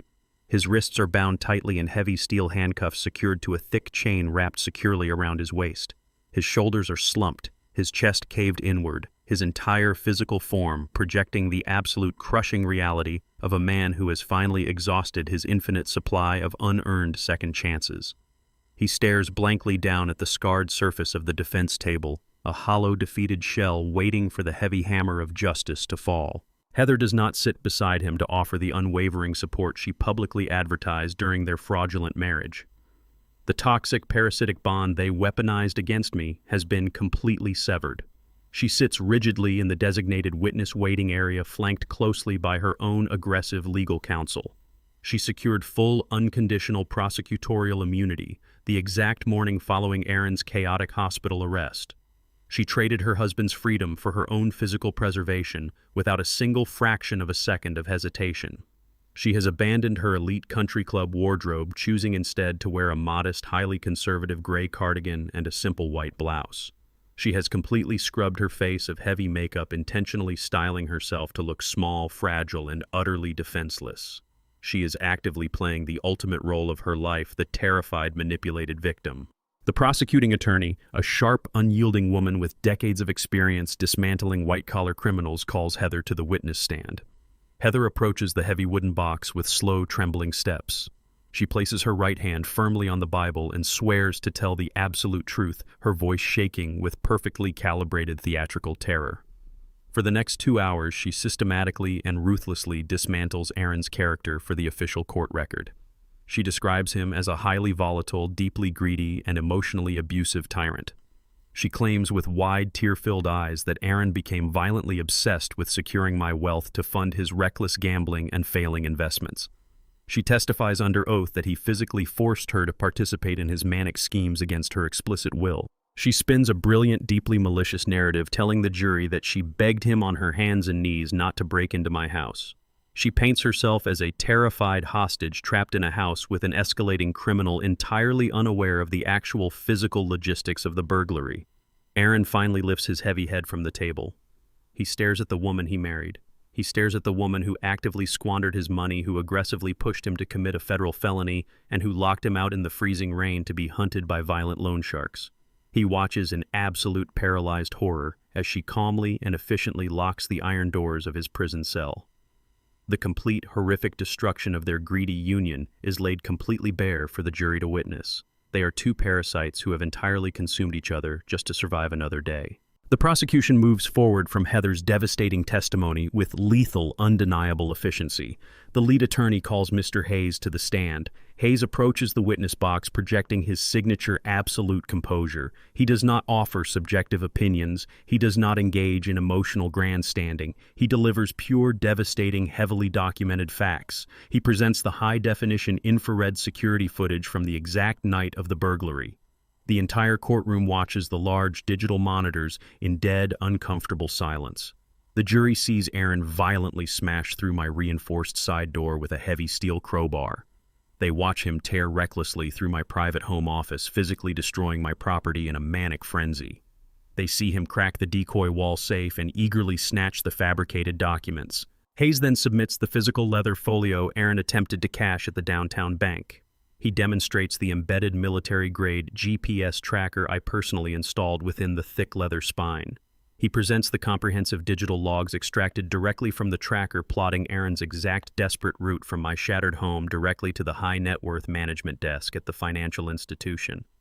The bank manager takes the stand immediately after Hayes testifying under oath that Aaron demanded the immediate transfer of millions of dollars using completely fraudulent watermark novelty paper. The accumulated evidence creates an impenetrable, towering fortress of absolute guilt. There is absolutely zero room for reasonable doubt. The 12 members of the jury take meticulous, rapid notes, their faces hardening with profound disgust as they watch the undeniable proof of a privileged son attempting to completely annihilate his own father for a quick, unearned payday. Aaron's court-appointed public defense attorney finally rises from his chair. He is severely outmatched, vastly underfunded, and actively drowning in a bottomless sea of flawless prosecution evidence. He attempts a desperately weak, highly emotional defense strategy. He paces nervously in front of the jury box, wildly gesturing with his hands, framing the entire series of violent felonies as a tragic, deeply misunderstood family dispute. He argues vehemently that Aaron never possessed actual malicious criminal intent. He claims his client operated under a misguided psychological sense of familial entitlement. He attempts to convince the stoic jury that a son seeking an early advancement of his rightful future inheritance does not automatically equate to a calculating corporate fraudster. He spins a pathetic narrative of a highly stressed, desperate heir trying to save his failing marriage and secure his future. He actively attempts to paint me as a cold, withholding, and vindictive patriarch who intentionally backed his son into an impossible corner, forcing him into extreme, irrational measures. It is a pathetic, deeply insulting attempt to excuse a brutal sequence of federal felonies. The jury remains completely unresponsive, their expressions entirely unconvinced by the frantic attempt to disguise severe, premeditated greed as a simple, unfortunate domestic misunderstanding. The prosecution firmly rests its case. The defense quickly rests, possessing absolutely no viable witnesses to counter the mountain of digital and physical proof. The rapid, unrelenting pace of the federal trial comes to a sudden, heavy halt. The presiding judge, a severe, silver-haired man with a well-known reputation for demonstrating absolute zero tolerance regarding cases of elder financial abuse, looks over the top of his brass reading glasses. He does not look at the prosecuting attorneys. He does not look at the sweating defense lawyer. He does not look at Aaron. He looks directly across the wide courtroom at me. He addresses me formally by my full name, his deep voice echoing loudly in the silent, vaulted chamber. He acknowledges the undeniable severity and the extensive premeditation of the crimes committed. He notes the unique, deeply tragic nature of the perpetrator being my own direct flesh and blood. He asks if I wish to approach the central microphone. He formally invites me to offer a comprehensive victim impact statement before he finalizes the legal proceedings and moves directly to the sentencing phase. He specifically asks if, despite the staggering magnitude of the financial and emotional betrayal, I wish to officially request any measure of judicial leniency based strictly on our biological relationship. The entire courtroom holds its collective breath. The scratching of reporter pens completely stops. Aaron slowly turns his heavy head, the heavy chains rattling against the wooden table. His severely bloodshot eyes lock onto mine with a sudden, desperate flash of pathetic, unearned hope. He is silently begging for the father he tried to destroy to throw him one final lifeline. I plant my solid oak cane firmly against the hardwood floor. I push myself completely out of my wheelchair and stand up to my full, unyielding height. I do not look down at my son. I look directly into the eyes of the presiding judge. I step slowly and deliberately out from behind the heavy wooden barrier. I approach the central microphone fully prepared to deliver the exact unforgiving words that will seal Aaron's fate permanently and irrevocably. The distance from the front row of the polished gallery benches to the central wooden podium felt simultaneously like a single effortless step and an insurmountable journey of 1,000 miles. The heavy reinforced oak doors of the federal courthouse remained securely shut behind us, locking the sterile, pressurized air inside the chamber. Every eye in the cavernous wood-paneled room was locked directly onto my physical form. The heavy silence was absolute and suffocating, broken only by the rhythmic, muted tapping of my solid oak cane against the polished hardwood floor. The dull throb in my healing femur was a distant, insignificant background noise compared to the staggering gravity of the impending moment. I reached the podium and wrapped both of my hands firmly around the edges of the dark wood. I adjusted the flexible neck of the microphone. I did not look at the defense table. I did not cast a single glance toward the gallery where Heather was actively shrinking into her seat. I kept my gaze fixed entirely on the presiding judge. He nodded respectfully, an unspoken judicial signal that the floor was entirely mine. I took a slow, deep, stabilizing breath, feeling the cold clinical air fill my lungs. I spoke clearly, ensuring my voice possessed the exact acoustic resonance to reach every corner of the vast, intimidating chamber. I began my statement by acknowledging the fundamental biological reality of the situation at hand. I stated that society inherently expects a father to protect his son. Society demands that a parent stand before the court, weaponize their tears, bury their pride, and beg for judicial leniency regardless of the crimes committed. I explained to the silent courtroom that for 35 consecutive years I had fulfilled that exact demanding societal expectation. I had provided an impenetrable financial and emotional safety net. I had shielded him from the harsh, unforgiving realities of the world, absorbing the massive impact of his continuous failures and quietly, efficiently erasing his escalating mistakes with my checkbook. I admitted to the court, without a single ounce of hesitation, that my unconditional blind protection was the exact catalyst that had ultimately destroyed him. I turned my head slowly, pivoting my body slightly to look directly at Aaron. He was leaning desperately forward, his chained hands gripping the edge of the defendant's table so tightly that his knuckles were stark white. His severely bloodshot eyes were wide, brimming with a frantic, animalistic pleading. He was actively waiting for the rescue. He was waiting for the exact moment I would break, the moment my paternal instinct would inevitably override my cold logic. He still believed, even in the shadow of a federal prison sentence, that he was the golden child. I held his desperate gaze for 10 agonizing frozen seconds. I let him look deep into my eyes. I let him see the absolute freezing void where my blind devotion and paternal weakness used to reside. I watched the realization slowly dawn on his pale face. The safety net was gone. I turned my attention back to the judge. My voice dropped an octave, resonating with an uncompromising, lethal finality. "Your Honor," I stated, the words cutting through the dense silence of the courtroom like sharpened steel. "Misplaced mercy created the criminal sitting before you. Legal consequence is the final act of parenting I can offer him. I ask for the maximum penalty." A collective audible gasp rippled rapidly through the gallery behind me. The court reporter's fingers flew frantically across her stenography machine, capturing the absolute destruction of Aaron's final lifeline. The judge did not flinch, but his eyes narrowed slightly, processing the immense crushing weight of my declaration. I continued my statement without missing a single beat. I detailed how Aaron had not committed a sudden crime of passion or experienced a brief, unfortunate lapse in judgment. I explained that his actions were the direct result of a highly calculated, deeply malicious, and sustained campaign of financial terrorism orchestrated against his own family.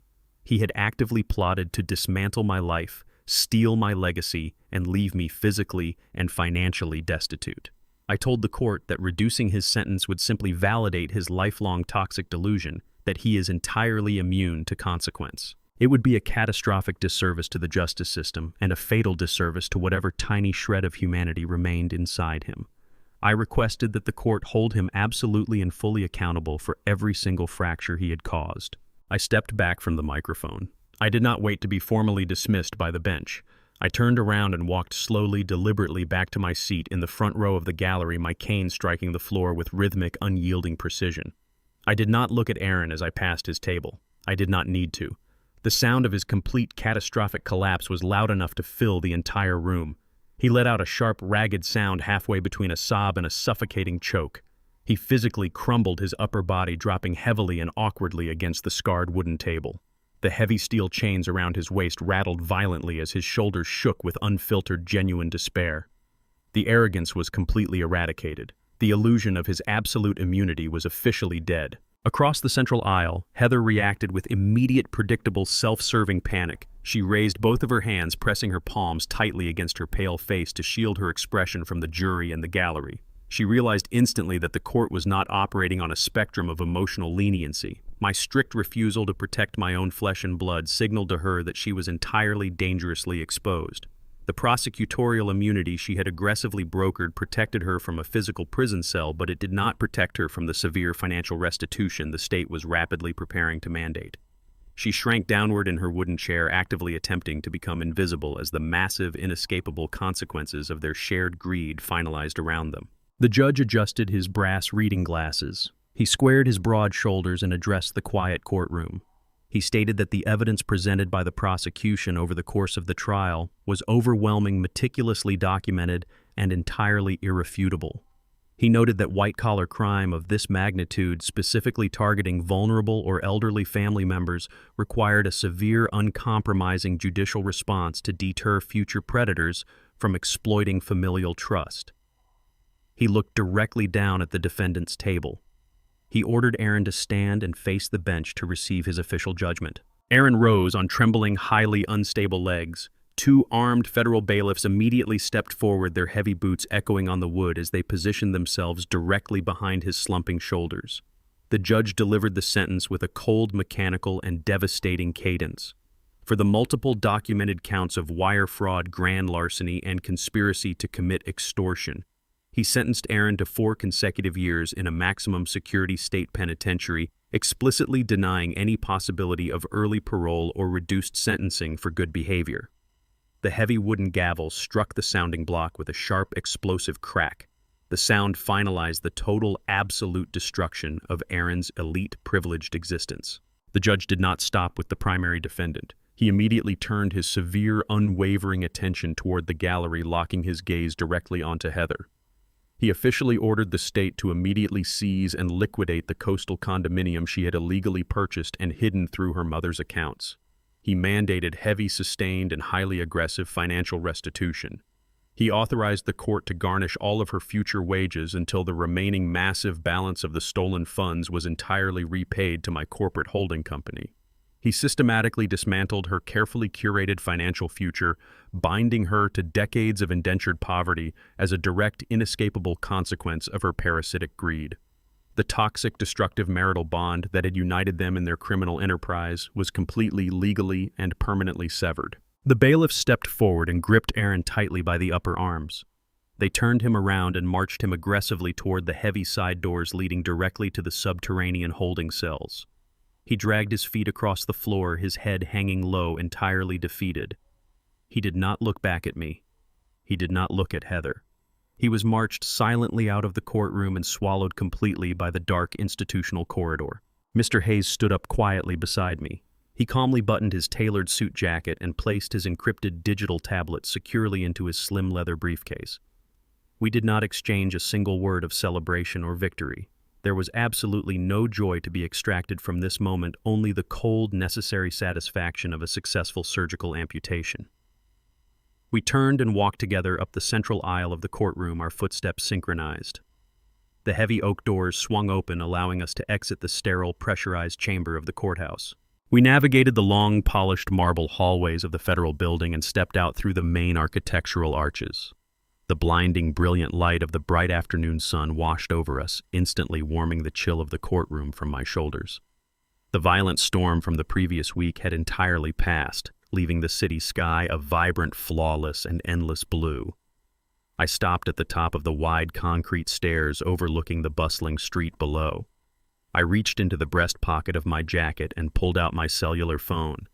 The digital screen was completely dark. There were no frantic missed calls. There were no threatening, desperate text messages. There were no manufactured emergencies, no financial demands, and no emotional manipulations waiting to drain my energy. The heavy, suffocating static that had plagued my daily existence for years was entirely blissfully gone. For the first time in an entire decade, I stood completely alone. And for the first time in my life, I was entirely free. The crisp morning air fills my lungs. I sit comfortably on the wooden porch of my new modest home. The sprawling luxury estate is gone, liquidated entirely. The massive capital generated from the sale now sits securely within an ironclad trust. I spend my days managing a newly established foundation directing scholarships toward underprivileged youth who actually understand the profound value of honest, grinding hard work. Patricia walks onto the porch handing me a steaming mug of black coffee. My femur has completely healed, leaving only a faint memory of the fracture. She also hands me a standard envelope stamped with the seal of the state penitentiary. I open it slowly. It is a letter from Aaron. He does not ask for money. He does not complain about his physical conditions. He simply writes a brief, completely unadorned apology. I read the words once. I fold the paper neatly and place it inside the bottom drawer of my desk. I do not draft a reply. The boundary I built remains permanent and absolute. The toxic cycle of greed is broken. Order has been violently but necessarily restored. I lean back and take a slow sip of my coffee, finally enjoying the quiet, hard-earned peace of my twilight years. The crisp morning air fills my lungs as I sit comfortably on the wooden porch of my new modest home. Patricia steps out quietly, handing me a steaming mug of black coffee. My femur has completely healed, leaving behind only a faint, distant memory of the fracture. The sprawling luxury estate is gone, liquidated entirely. The massive capital generated from the sale now sits securely within an ironclad trust. I spend my days managing a newly established foundation directing scholarships toward underprivileged youth who actually understand the profound value of honest, grinding hard work. They understand the effort. They understand the sacrifice. They understand the struggle. Patricia also hands me a standard envelope stamped with the seal of the state penitentiary. I open it slowly. It is a letter from Aaron. He does not ask for money. He does not ask for favors. He does not complain about his physical conditions. He simply writes a brief, completely unadorned apology. I read the words once. I read them, process them, and accept them for what they are. I fold the paper neatly and place it securely inside the bottom drawer of my desk. I do not draft a reply. I do not open the door again. The boundary I built remains permanent and absolute. The toxic cycle of greed is broken. Order has been violently but necessarily restored. I lean back and take a slow sip of my coffee, finally enjoying the quiet, hard-earned peace of my twilight years. Looking back on this entire ordeal, the greatest lesson I have learned is that unconditional love must never equate to unconditional financing. True parental love requires the immense strength to let your children face the brutal consequences of their own actions. Shielding a child from reality does not protect them. It corrupts them. It builds a fragile foundation of entitlement that inevitably collapses into deep resentment and dangerous greed. Establishing firm, unyielding boundaries is never an act of cruelty. It is the ultimate act of respect for yourself and for the independent adult your child must eventually become to survive in the real world. If you found value in my story, please share your thoughts in the comments below and subscribe to the channel for more meaningful life lessons.